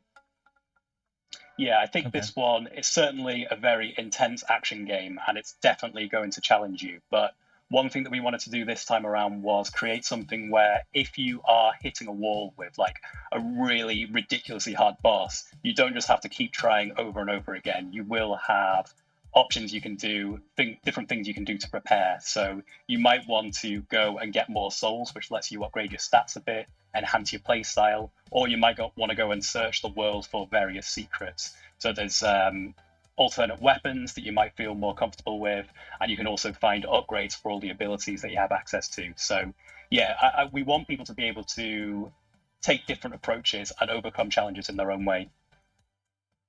Okay, so what can you tell us about the combat system, and how many different weapons can we use in this game?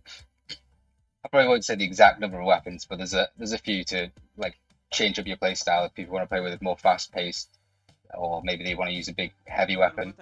And the combat was kind of inspired by games like Hyper Light Drifter, maybe a little bit of Hotline Miami. It's kind of like fast paced, and you have to play quite reactively to your surroundings. Like, things can change a lot.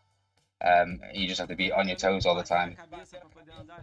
And we were also really careful to make sure that all of the moveset that you have is very fast, very fluid, very responsive. So every action you perform, it'll be executed within very few frames of you pressing the button. So you have that kind of nice, rapid fluidity that gives you what you need to overcome any kind of challenge.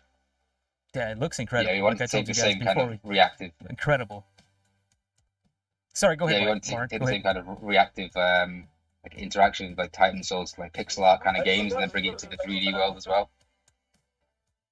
Okay, so what about replayability? How much replayability will this game have? I think like the first thing I would recommend doing when they're starting and when they finish the game, then the first thing I would suggest is to continue that save, because we actually let you carry on afterwards, and there's loads of secrets to uncover in the world, loads of different things to do. Like we were saying before, it's a really fun one to 100%. And then beyond that, then, because we've got this kind of light RPG system, you can go for a different build if you wanted to replay it. And it does change quite a lot, so you can focus on something that's far more speed and magic based, or something that's more down to brute strength and range and that kind of thing. So yeah, I think that would be the best way to enjoy its replayability.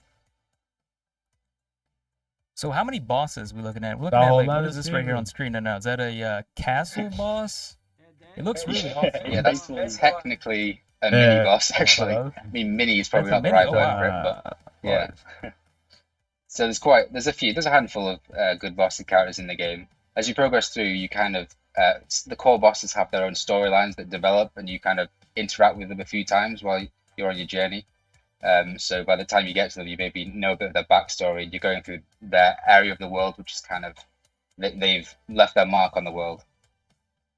Yeah, we really want to show how these bosses have adapted to the strange situation that's going on in this world, and how they've become these like overly powerful beings, and like Mark was saying, how they've affected the world around them. So there's a lot of each chapter of the game has a bit of build up, learning about this boss, potentially even meeting them, and then when you do get to the bosses, it's like a culmination of that chapter, and there are opportunities to up everything to 11, basically. Cool. So, when can players get their hands on this game? When is this coming out? We're actually pretty far along with it. We're almost content complete. We're just polishing and fixing bugs. So we're hoping to launch this summer. Awesome, man. That sounds great. What about like DLC? You guys got anything planned for DLC down the line? We're focused on making sure that. Sorry, yeah, we're focusing on making sure that the core experience is a full, satisfying thing where, if you want to explore when you're playing the game, you know that world is entirely realized. There's nothing we're waiting to add later. So we're focusing on the core single-player narrative experience for now, and then, maybe we'll consider other things after. So if fans want to follow more information about this game, where can they find the updates for this? They should follow us on Twitter @AcidNerve, and we'll be sure to keep everyone updated. So you're just two guys, right? Two guys make this game. Is that correct? We handle quite a lot between us, but we also have an art team. So we have this awesome team of a couple of concept artists and a 3D modeler who work with us as well. So it's them who've created all of the assets that we need to bring our ideas to life. But yeah, we wear quite a lot of hats between the two of us as well. It's quite a good collaborative project where everyone has a lot of creative input.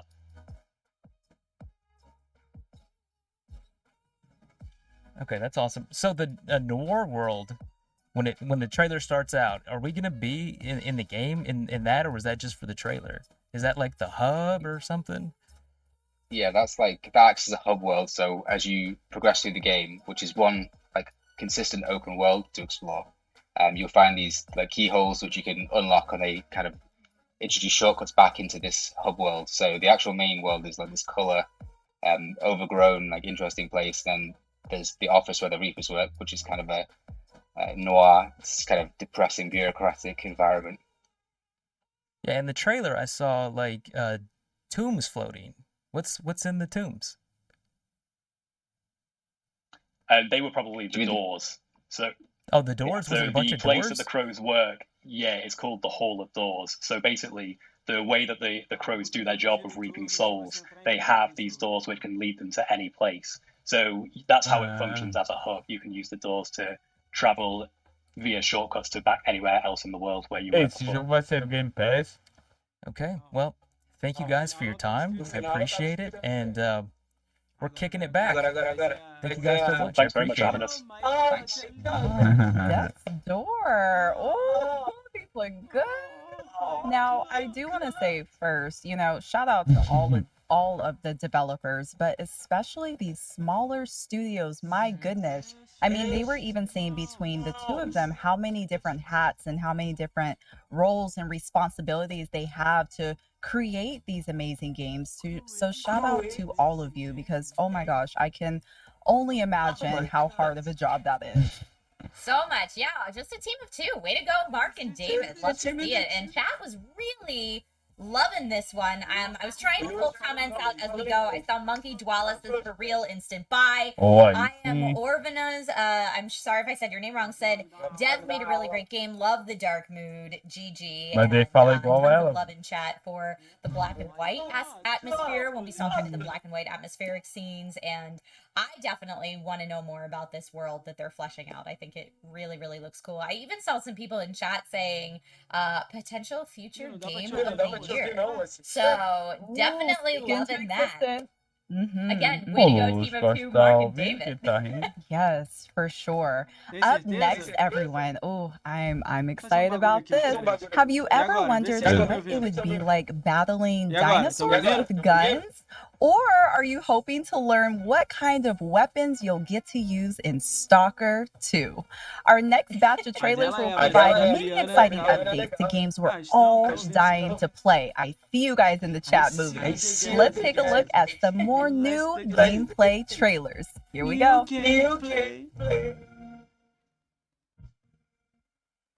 Avalanche. Acho que já passou na E3 Avalanche.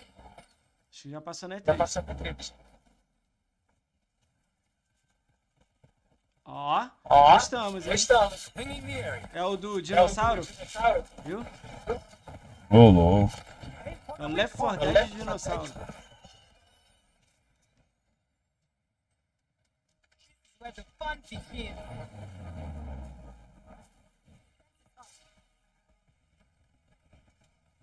Ó, metralhadora. Louco.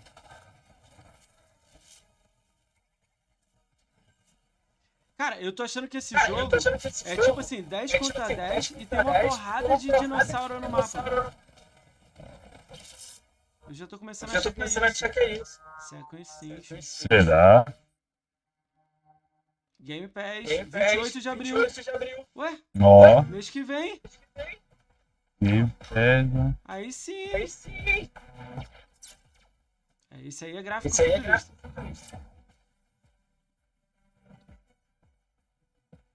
Herzshake. Olha quanto prêmio. We thought we could keep everything protect everything that mattered.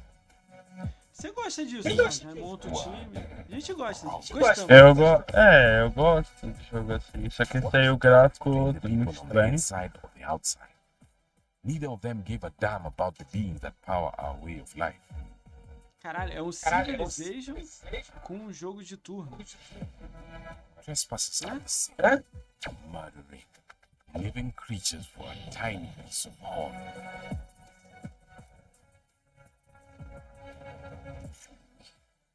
Gostamos.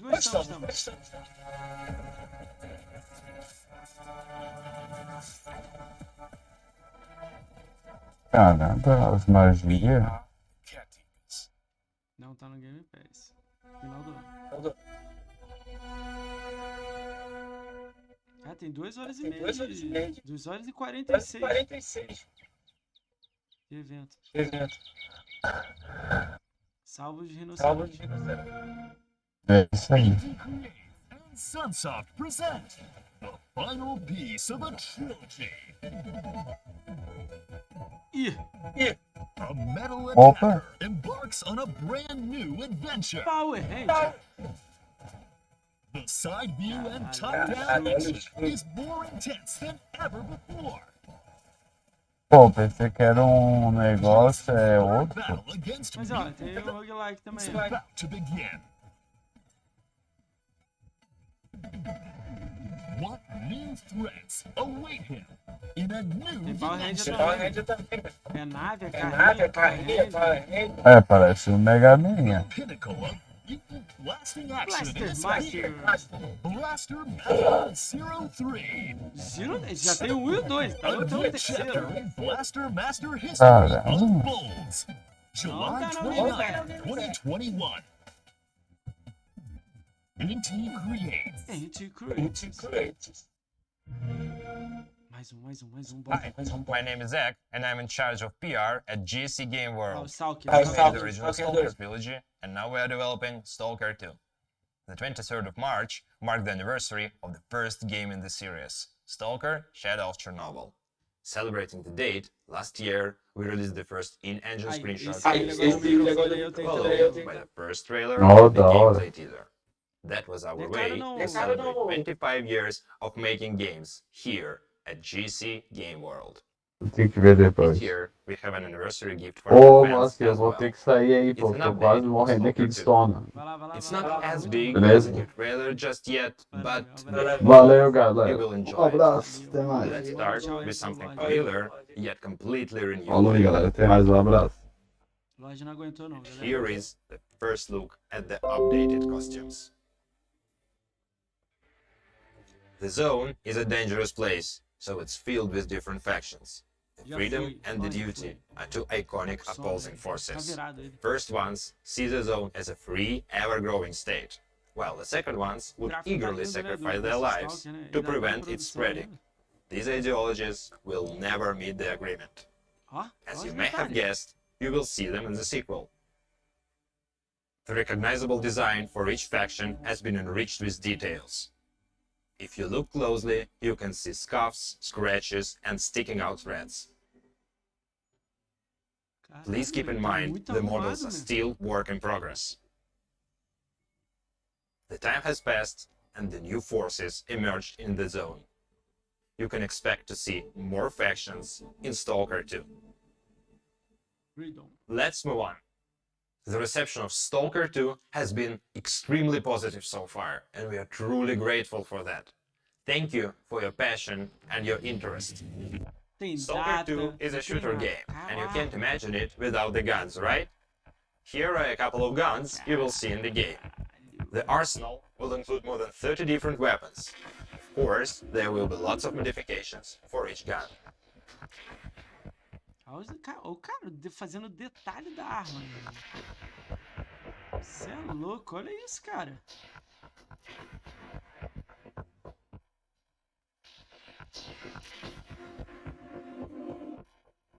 Pelo que a gente tá vendo aqui, não parece ter não.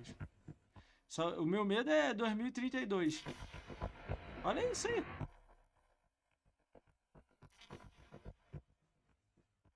A gente gosta, né? Gostamos disso, né?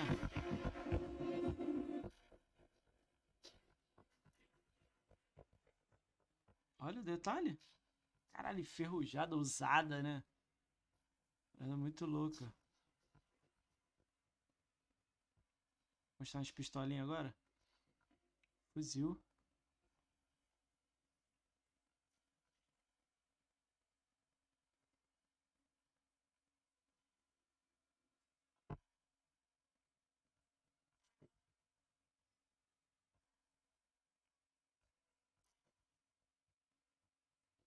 Tá muito bem feita, cara. Olha o sniper. AWP.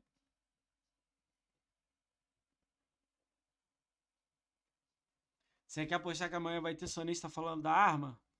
Que a gente tava hypando a arma?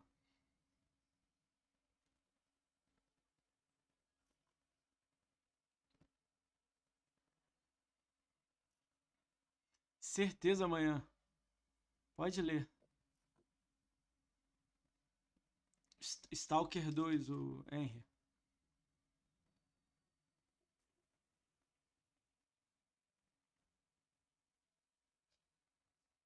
Ainda tá em progressão. Mostrou primeira pessoa, né? Todo cheio de detalhe. Mostrou... tá mostrando as armas, o detalhe das armas. São 35 armas que ele falou.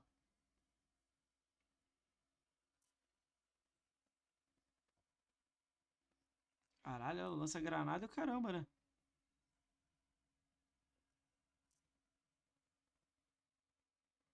Salve, Alejandro. Finally, let's finish with something completely unexpected. We work a lot to fill the world with a decent amount of memorable details, and sometimes it takes us to completely unexpected grounds. Can you see this guy? Quite a charmer, if you ask me. But let's take a closer look at his teeth. Aí é foda, né? And the tooth is gone, or changed, or replaced with a dental crown. All made with our custom teeth tool, one of the many plugins we use in the development process for specific changes like that. These tiny accents ensure each character looks completely unique. Literally every human in Stalker 2 has one-of-a-kind smile. Or green, I suppose. And that covers up our news for today. Please subscribe to our official social channels to receive up-to-date info about the game or ask any questions. We would be pleased to share more about Stalker 2, including gameplay demonstration, later this year. Until then, good hunting, Stalkers. Esse jogo aí Ooh-wee. My gosh. I mean, there was so much hype in the chat for Stalker 2. I mean, wow. I'm blown away. For those to be a work in progress, they were so detailed. My gosh. What did you think about that, Trisha? Yeah, I mean, hyper-realism. So thank you, Zach, for that update on Stalker 2. I saw a lot of support in chat for the dev team. A lot of love, like you said, Brianna, for this game. The updated costumes look super realistic and fantastic. We got an in-depth look at some of those weapons. And that tooth customization. Super, super realistic and definitely unexpected for me. I saw 667 Dielos in chat says these graphics are so dope. WPF Sexy Headphones, which I love. Your name. Absolutely cannot wait to play this game. Yet I hope that the devs take all the time they need to make it right. So I saw a couple people in chat saying, like, take your time. Let's make this the best game ever. And yeah, it was cool that Zach was able to stop by and show us that update of what they have so far for Stalker 2. Absolutely. And I love what you said too. I feel like it is so important to give developers the time that they need to push these games out and allow them to do them properly. I know there's so much hype behind so many different games, but developers are people too. They need some time. They need to take the rest that they need. Give them some time. And don't worry, you guys will be happy. Just a little bit of patience. I'm always a fan. I will be patient and I will wait for the game to be awesome. So again, thank you, Zach, for that update. Up next, streamer Technique will sit down with director Luis Antonio about his new game, 12 Minutes, an interactive thriller about a man trapped in a time loop. Let's take a look at that trailer now. All right, close your eyes. I want you to think of a flower. Look at its contours, its curves. 12 minutos, né? É 3 também. Imagine it changing, moving backward, returning to its bud. Think of that bud. Cara, esse jogo aí vai ser muito Look at it psicodélico. as a whole. Vou jogar com certeza. Silently repeat these phrases. May you be free from suffering. May you be free from fear. May you know peace and joy. James McAvoy, William Dafoe. Eita! Muita gente, hein? Conhecida, hein?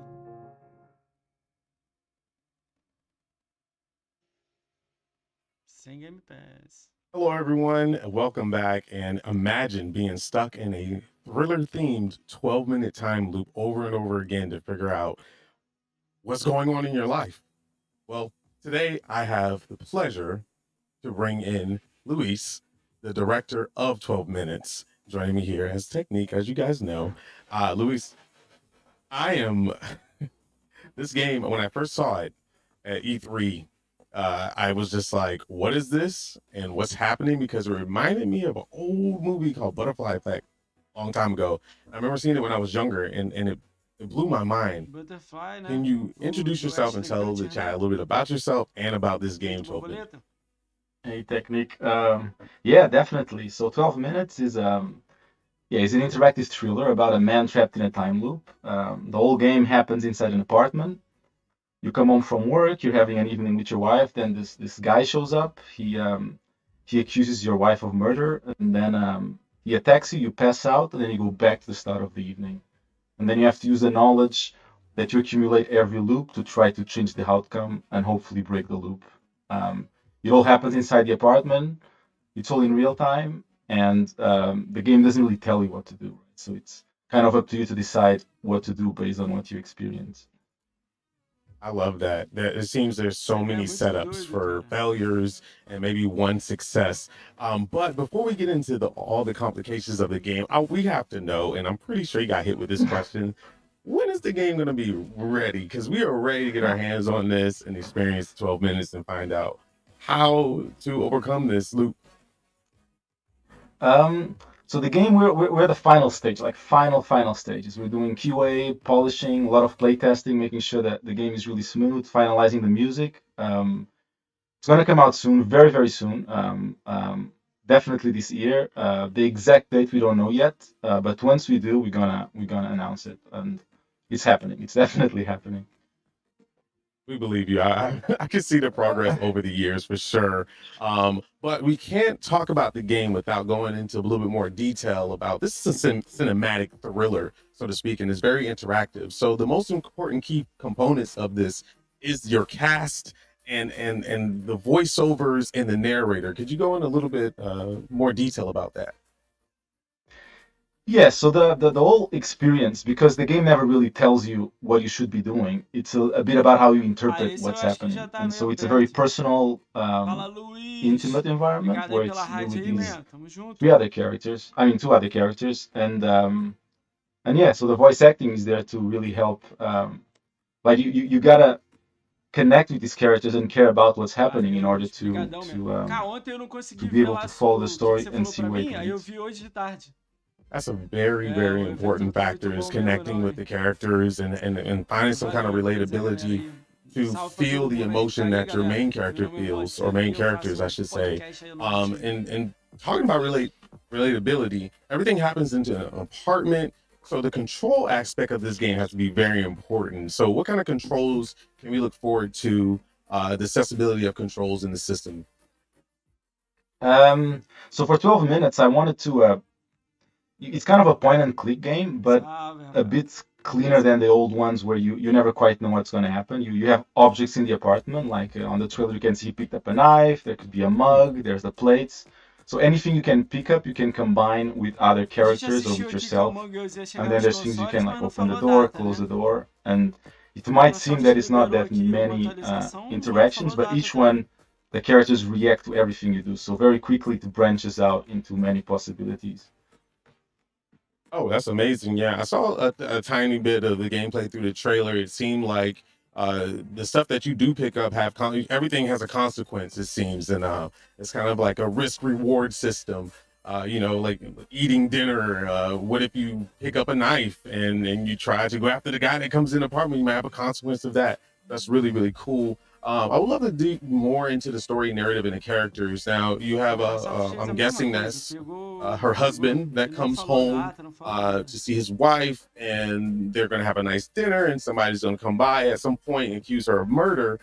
Is there anything else you could tell us about that? Like, I mean, does the husband not know about the murder? Like, what's going on? Are both shocked? Yeah, I don't want to say much because it's but everything you learn will affect how you deal with the situation. So there's not much that can be shared. Yeah, that's a tricky question. There's really not much I can tell about the story. Okay. Like I want players really to go in and have a blank slate in how they're going to interpret the situation. But it's pretty have an open mind, pretty much, is how you need to play this game, I'm assuming, right? Yeah, like the situations that you're going to go through, none of them, there's no right or wrong, right? For example, let's say the cop comes in and he starts attacking you, right? You could try to fight or not fight, but each option that you choose will branch out in a different direction. So you're always learning, and you will use that knowledge, and the character also learns everything that you've done, and you're going to try to use that in order to try to change the outcome. So having a blank slate is pretty good for the player. Absolutely. A lot of games like this do have a lot of mind tricks involved. But speaking of gameplay and keeping your mind open, how the length of the game, I'm pretty sure people are going to be like, okay, I understand this game is called 12 minutes. Is the game actually 12 minutes? Can you expand on the length of the game and give us a little insight on that? Definitely. So the loop lasts 12 minutes. But for example, when the cop comes in, it's about 3 minutes into the loop. So if this was Groundhog Day, the film is like Bill Murray was dying at breakfast. So once you actually manage to survive the cop, the loop still continues. From playtesting, I thought the game would last about 8 hours, but so far we're rounding up to 15 to 18 hours. So it goes pretty deep. Entre 15 e 20 horas, until you reach what I would call a Porra, satisfactory muita ending. decisão pra tomar, hein? And 18, you're getting on that 20-hour mark, and I wouldn't even believe in my head that it was gonna be that long of his experience. That's really great. Acertei, né? 15, This is a 20 single horas, player né? experience, right? This is no multiplayer or nothing like that. It's completely single player. Yeah, it's a single player. Okay, so single player experience. What about replayability? Once, let's say you solve the loop, what is there to do afterwards? What do we have to look forward to? So yeah, I think once you play through, you're gonna have your own experience. I think a lot of it will be talking with your friends and other players about the interpretations of what's happening and how they dealt with the situation, or whatever branches they went through. But yeah, my goal with this was to make something that's very clean, no fat, and very really respecting the player's time. So yeah, you play once, you enjoy this, and then you're done. It's not like those games you keep playing over and over. You know, I respect that so much. Just looking at it, it seems like you're just thrown automatically into the action of it. There's no like overall huge arcing story that you have to sit and wait a couple hours before you get to the gameplay. I really, really expect that. And I would say kudos to you because, correct me if I'm wrong, you were working on this alone at some point for a good part of it? Yeah, I was developing this alone for like 2-3 years, and then I partnered with Annapurna Interactive, and that's when we kind of managed to bring the voice cast in and really take this to an all new level. Wow, that's the lighting, the atmosphere. You really hit on that thriller. It seems like it starts off all peaceful and then things get chaotic and out of nowhere. All the rooms in the apartment.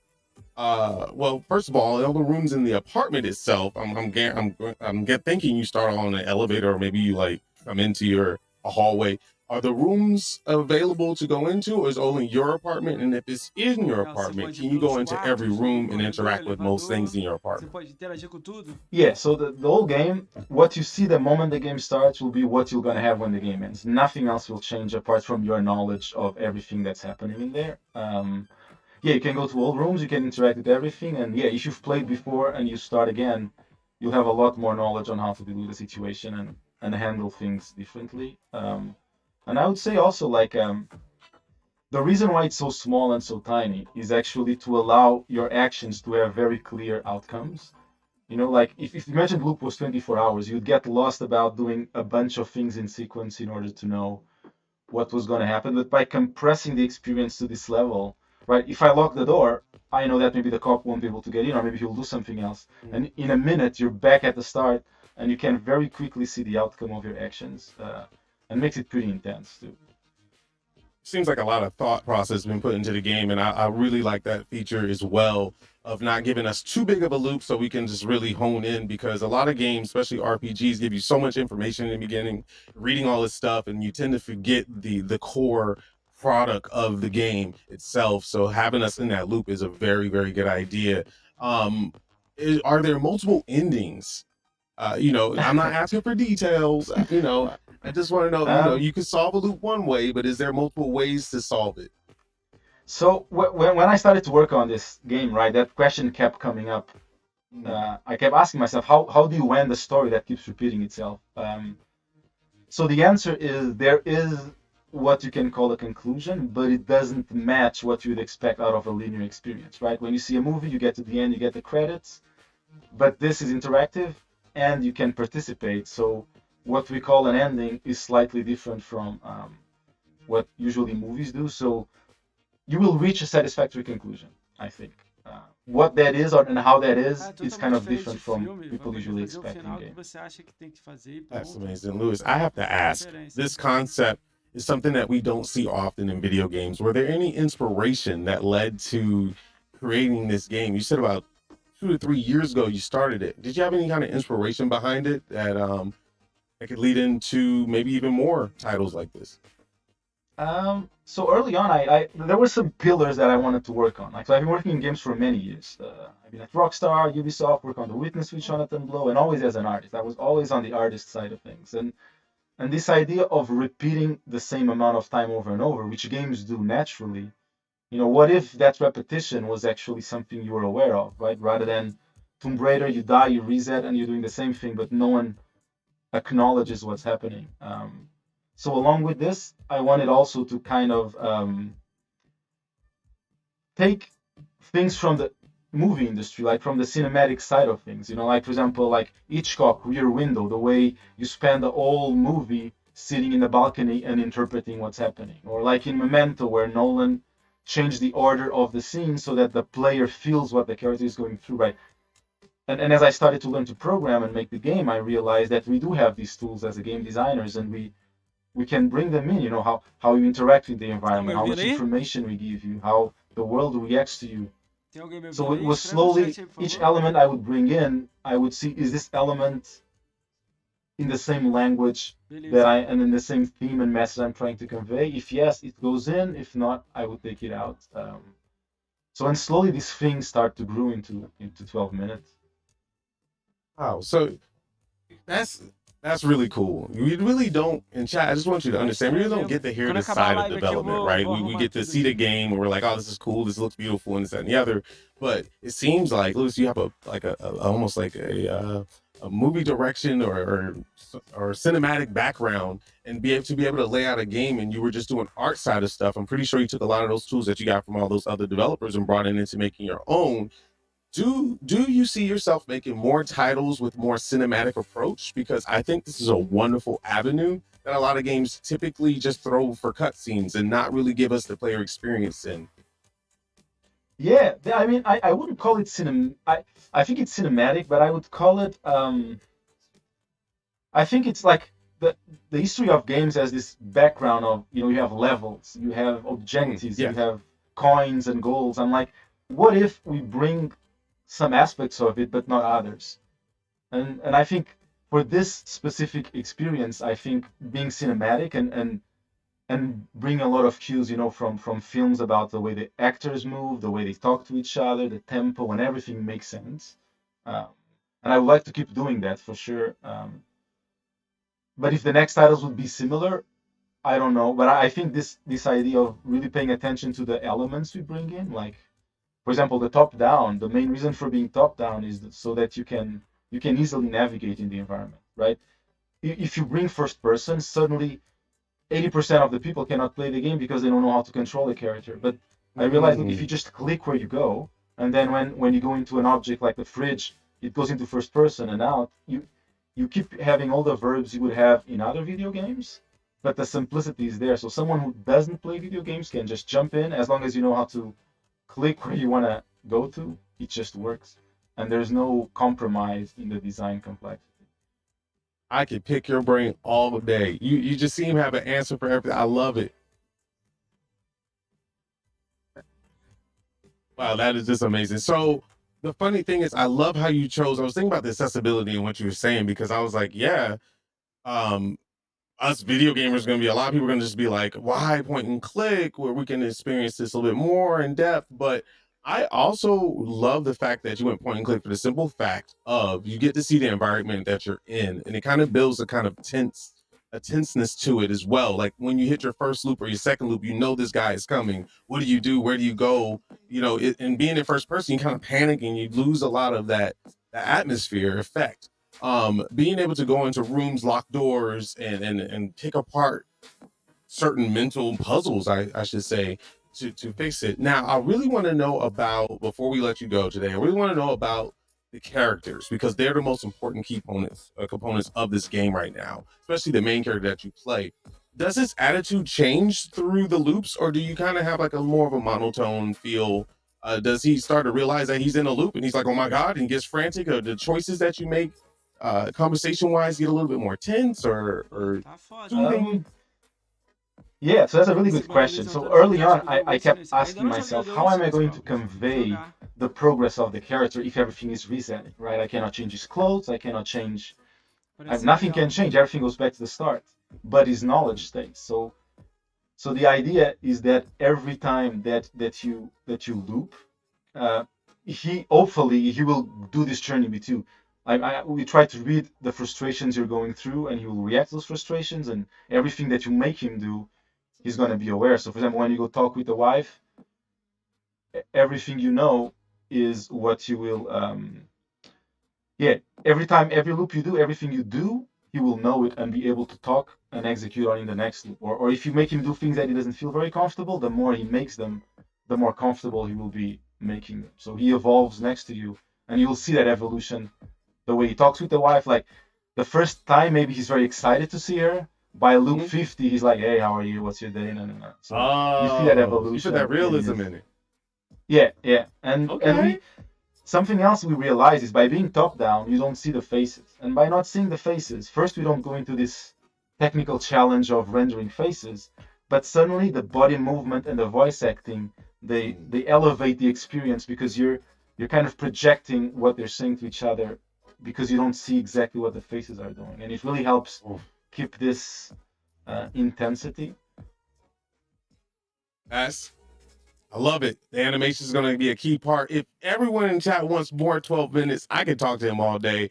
But unfortunately, I'm going to take up the whole show, and we're not supposed to do that. So anyway, Lewis, thank you so very much for being here. But before you go, my friend, please tell them where they can find you, the game, and every information possible to be able to experience 12 minutes.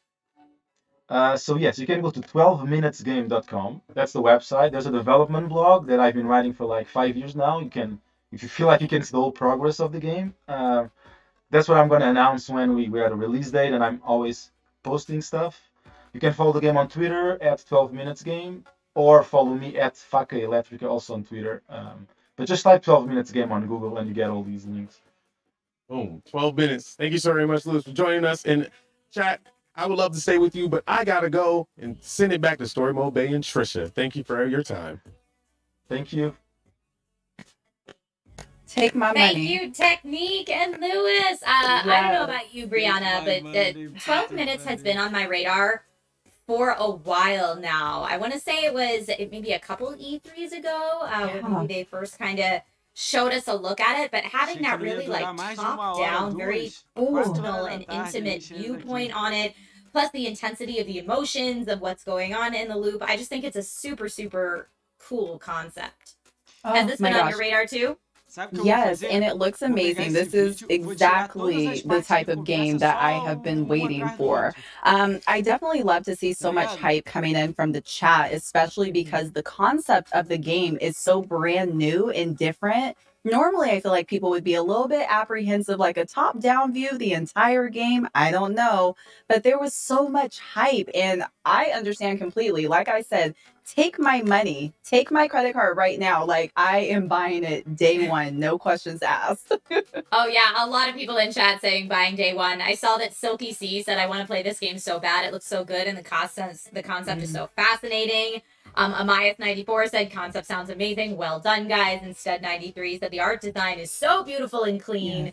Yes. So a lot to love with 12 minutes. But we have so many other things still to cover. Next up, we have another exciting game from Annapurna Interactive to announce. Last Stop. But rather than show you a quick trailer, the team at Annapurna Interactive were nice enough to send along an exclusive gameplay demo. So after that, we will then meet the creators of the game, Astra Ascending. So right now, let's take a look. Oh. Caralho, acabou não, gente. Tem muito mais, hein? Hello, and welcome to Last Stop, a new game from Variable State and Annapurna Interactive. Last Stop is a story-driven adventure game where you navigate through 3 entangled stories that intertwine into one wild sci-fi adventure full of mystery, wonder, and danger. Today we're going to show you how this game works by playing a quick sequence from one of these stories. In this tale, 2 neighbours, John and Jack, have accidentally swapped bodies in a freak accident. They must now help each other blend in as they try and find a way to get back to their old bodies and way of life. Let's take a look at how you could play this out. Que louco, hein? Mais jogo louco, hein?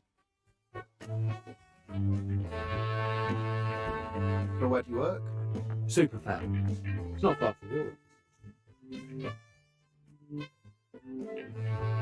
people pay you to do this? Yeah. Some people say game makers are the new rock star. Can you put me in video games? I'm struggling up with the oven timer. I don't think this is going to work. Don't sweat it. I'll walk you through it. Think of me as a master puppeteer and you my obedient marionette.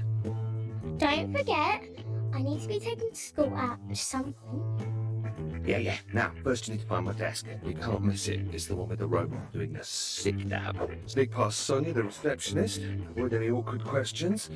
She's a bit dippy, so you shouldn't have any problems there. She didn't sound that dippy on the phone. You're mean, Jack.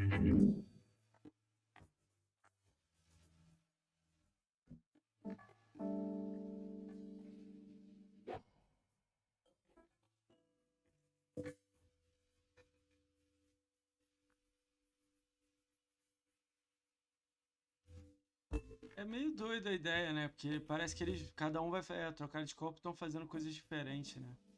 Mas não, sei lá, não. Agora é stealth.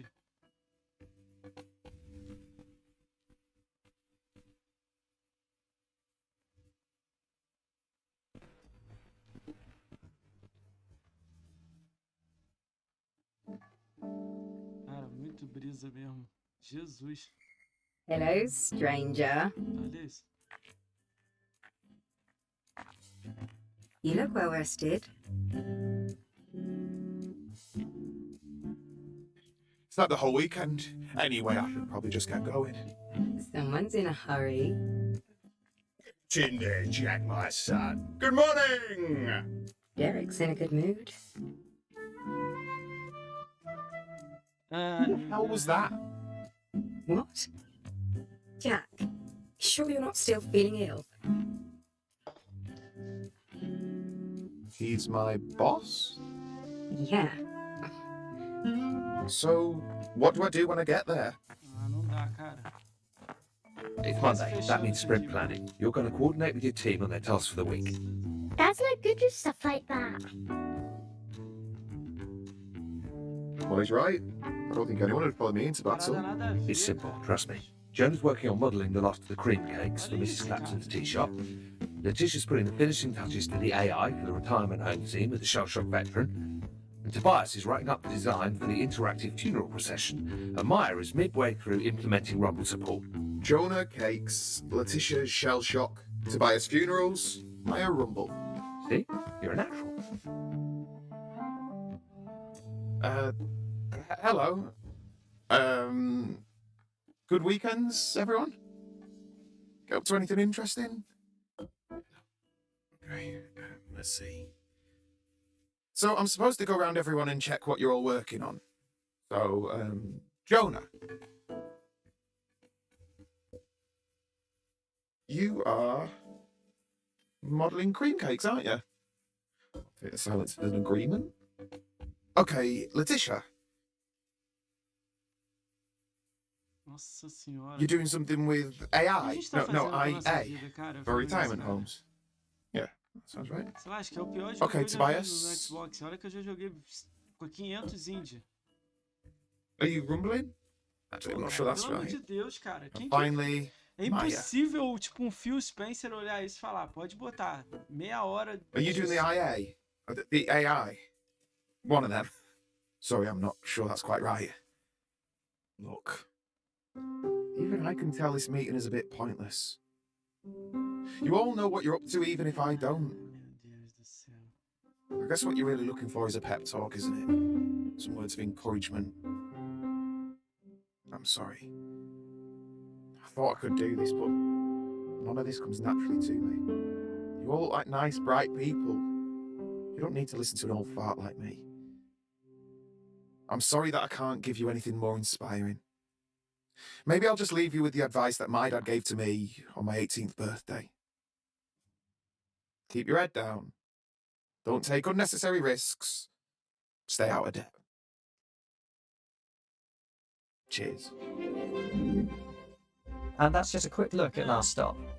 Be sure to check out more updates soon as we gain rise to console and Várias PC cenas this iradas year. e tá botando uma de conversa. Thanks for stopping by. Last stop, é a última, minha última parada. Demigods, ascend!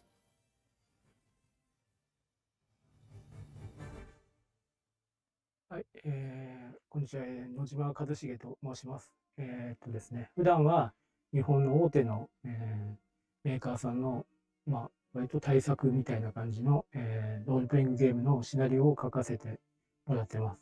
崎本と申します。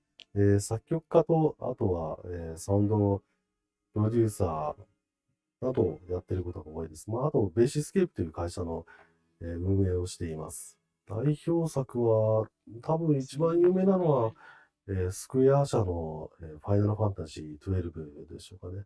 アストリア・アセンディングの中では、私は、世界観の設定と、あと、プロット、ストーリーと、細々としたセリフまでやってます。はい。ミュージックディレクターだと思います。はい。もちろん、作曲もしています。はい。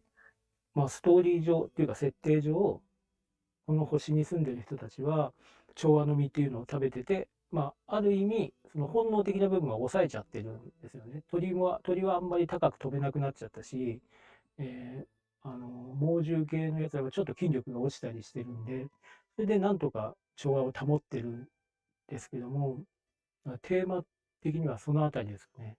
もう我々にとっての調和の実っていうのは何だろうみたいな。お話はそうですね、かなりシビアに展開していきますね。なんで、その人の大義とは何なんだろうとか、何かを守りたかったりして、そういうのっていうのはその人間が動くその根本的な原動力だと思うんですけど、その結果どういうことが起こっていくのかなとか、そうですね。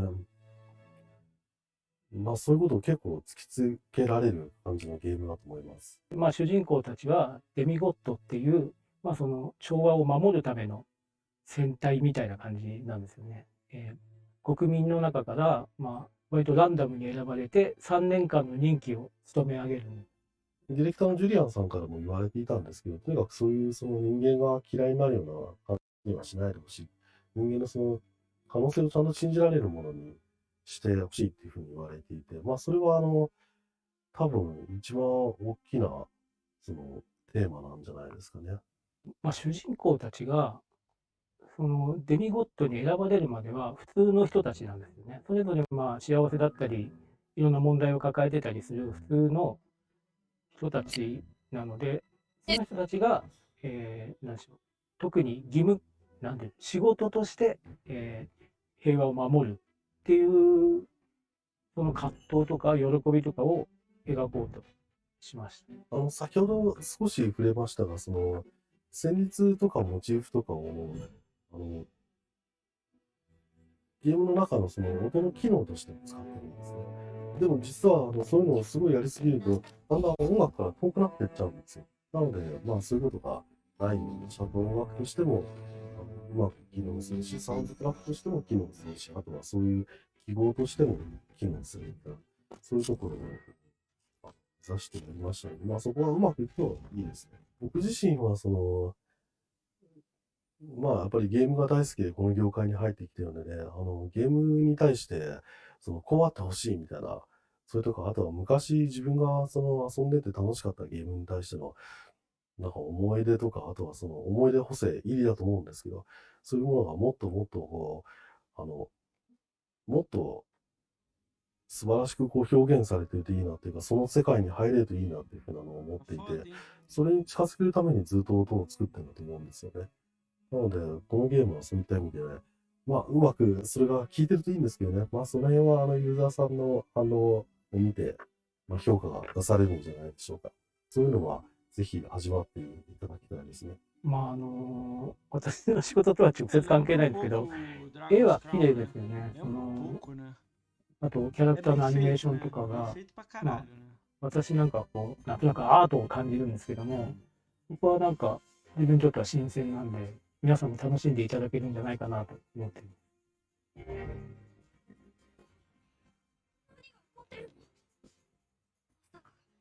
死んじゃったなんてことはないよね。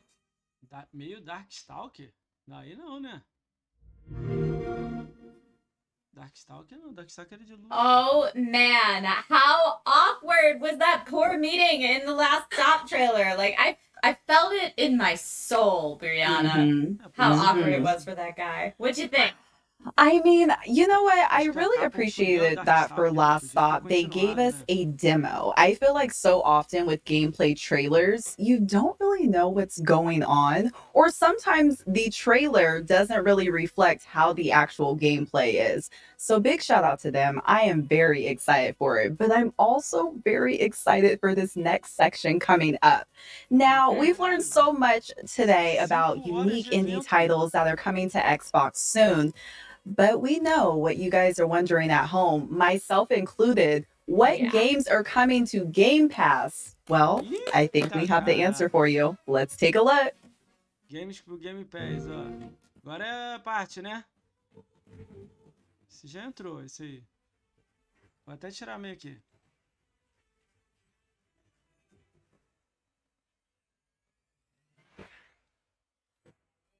Já estão, né? Celeste, já estão, tá mostrando o que tem, né? Raven, Dead Rock Galaxy. Stop dancing and get to it. E 20 novos. Recompile, né? Leads of Hearts, aí ó, aquele que a gente viu mais cedo. Astra Ascension, aí ó. Esse aí que a gente achou legalzinho, próprios, ó. O Homono. Shield Dreams. Esse não passou, não. Sou muito. Ah, esse, ó. Nobody Saves the Woods. Esse é louco. Esse é horrível. Dead Static Drive.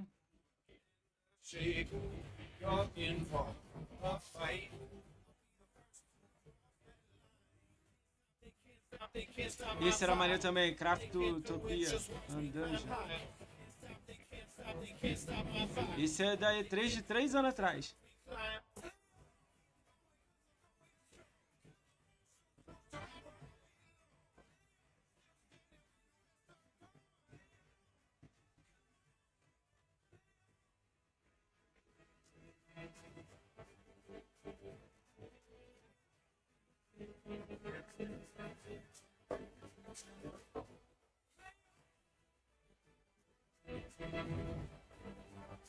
Caralho, Boyfriend Dungeon.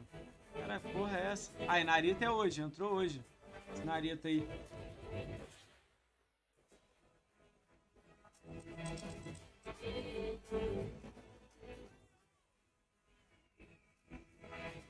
Esse Falcone é uma merda. Para Centro semana passada.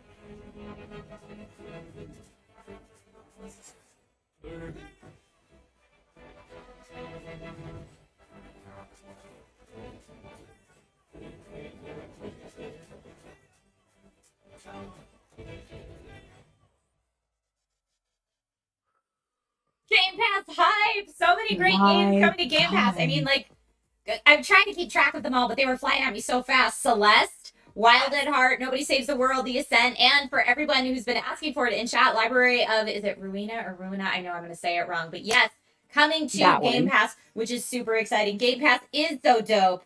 Harris and Ave, I see you there in chat.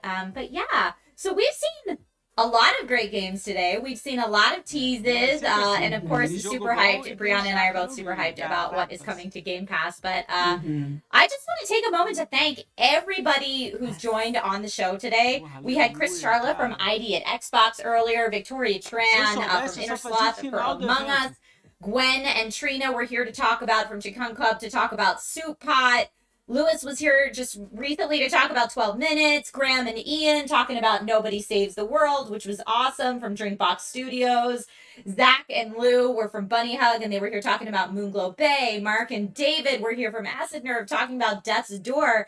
And of course, a huge thank you to all of our streamer friends and guest hosts who were here today. Kate Stark, Stallion83, Danatage, Technique, and Blind Gamer Steve.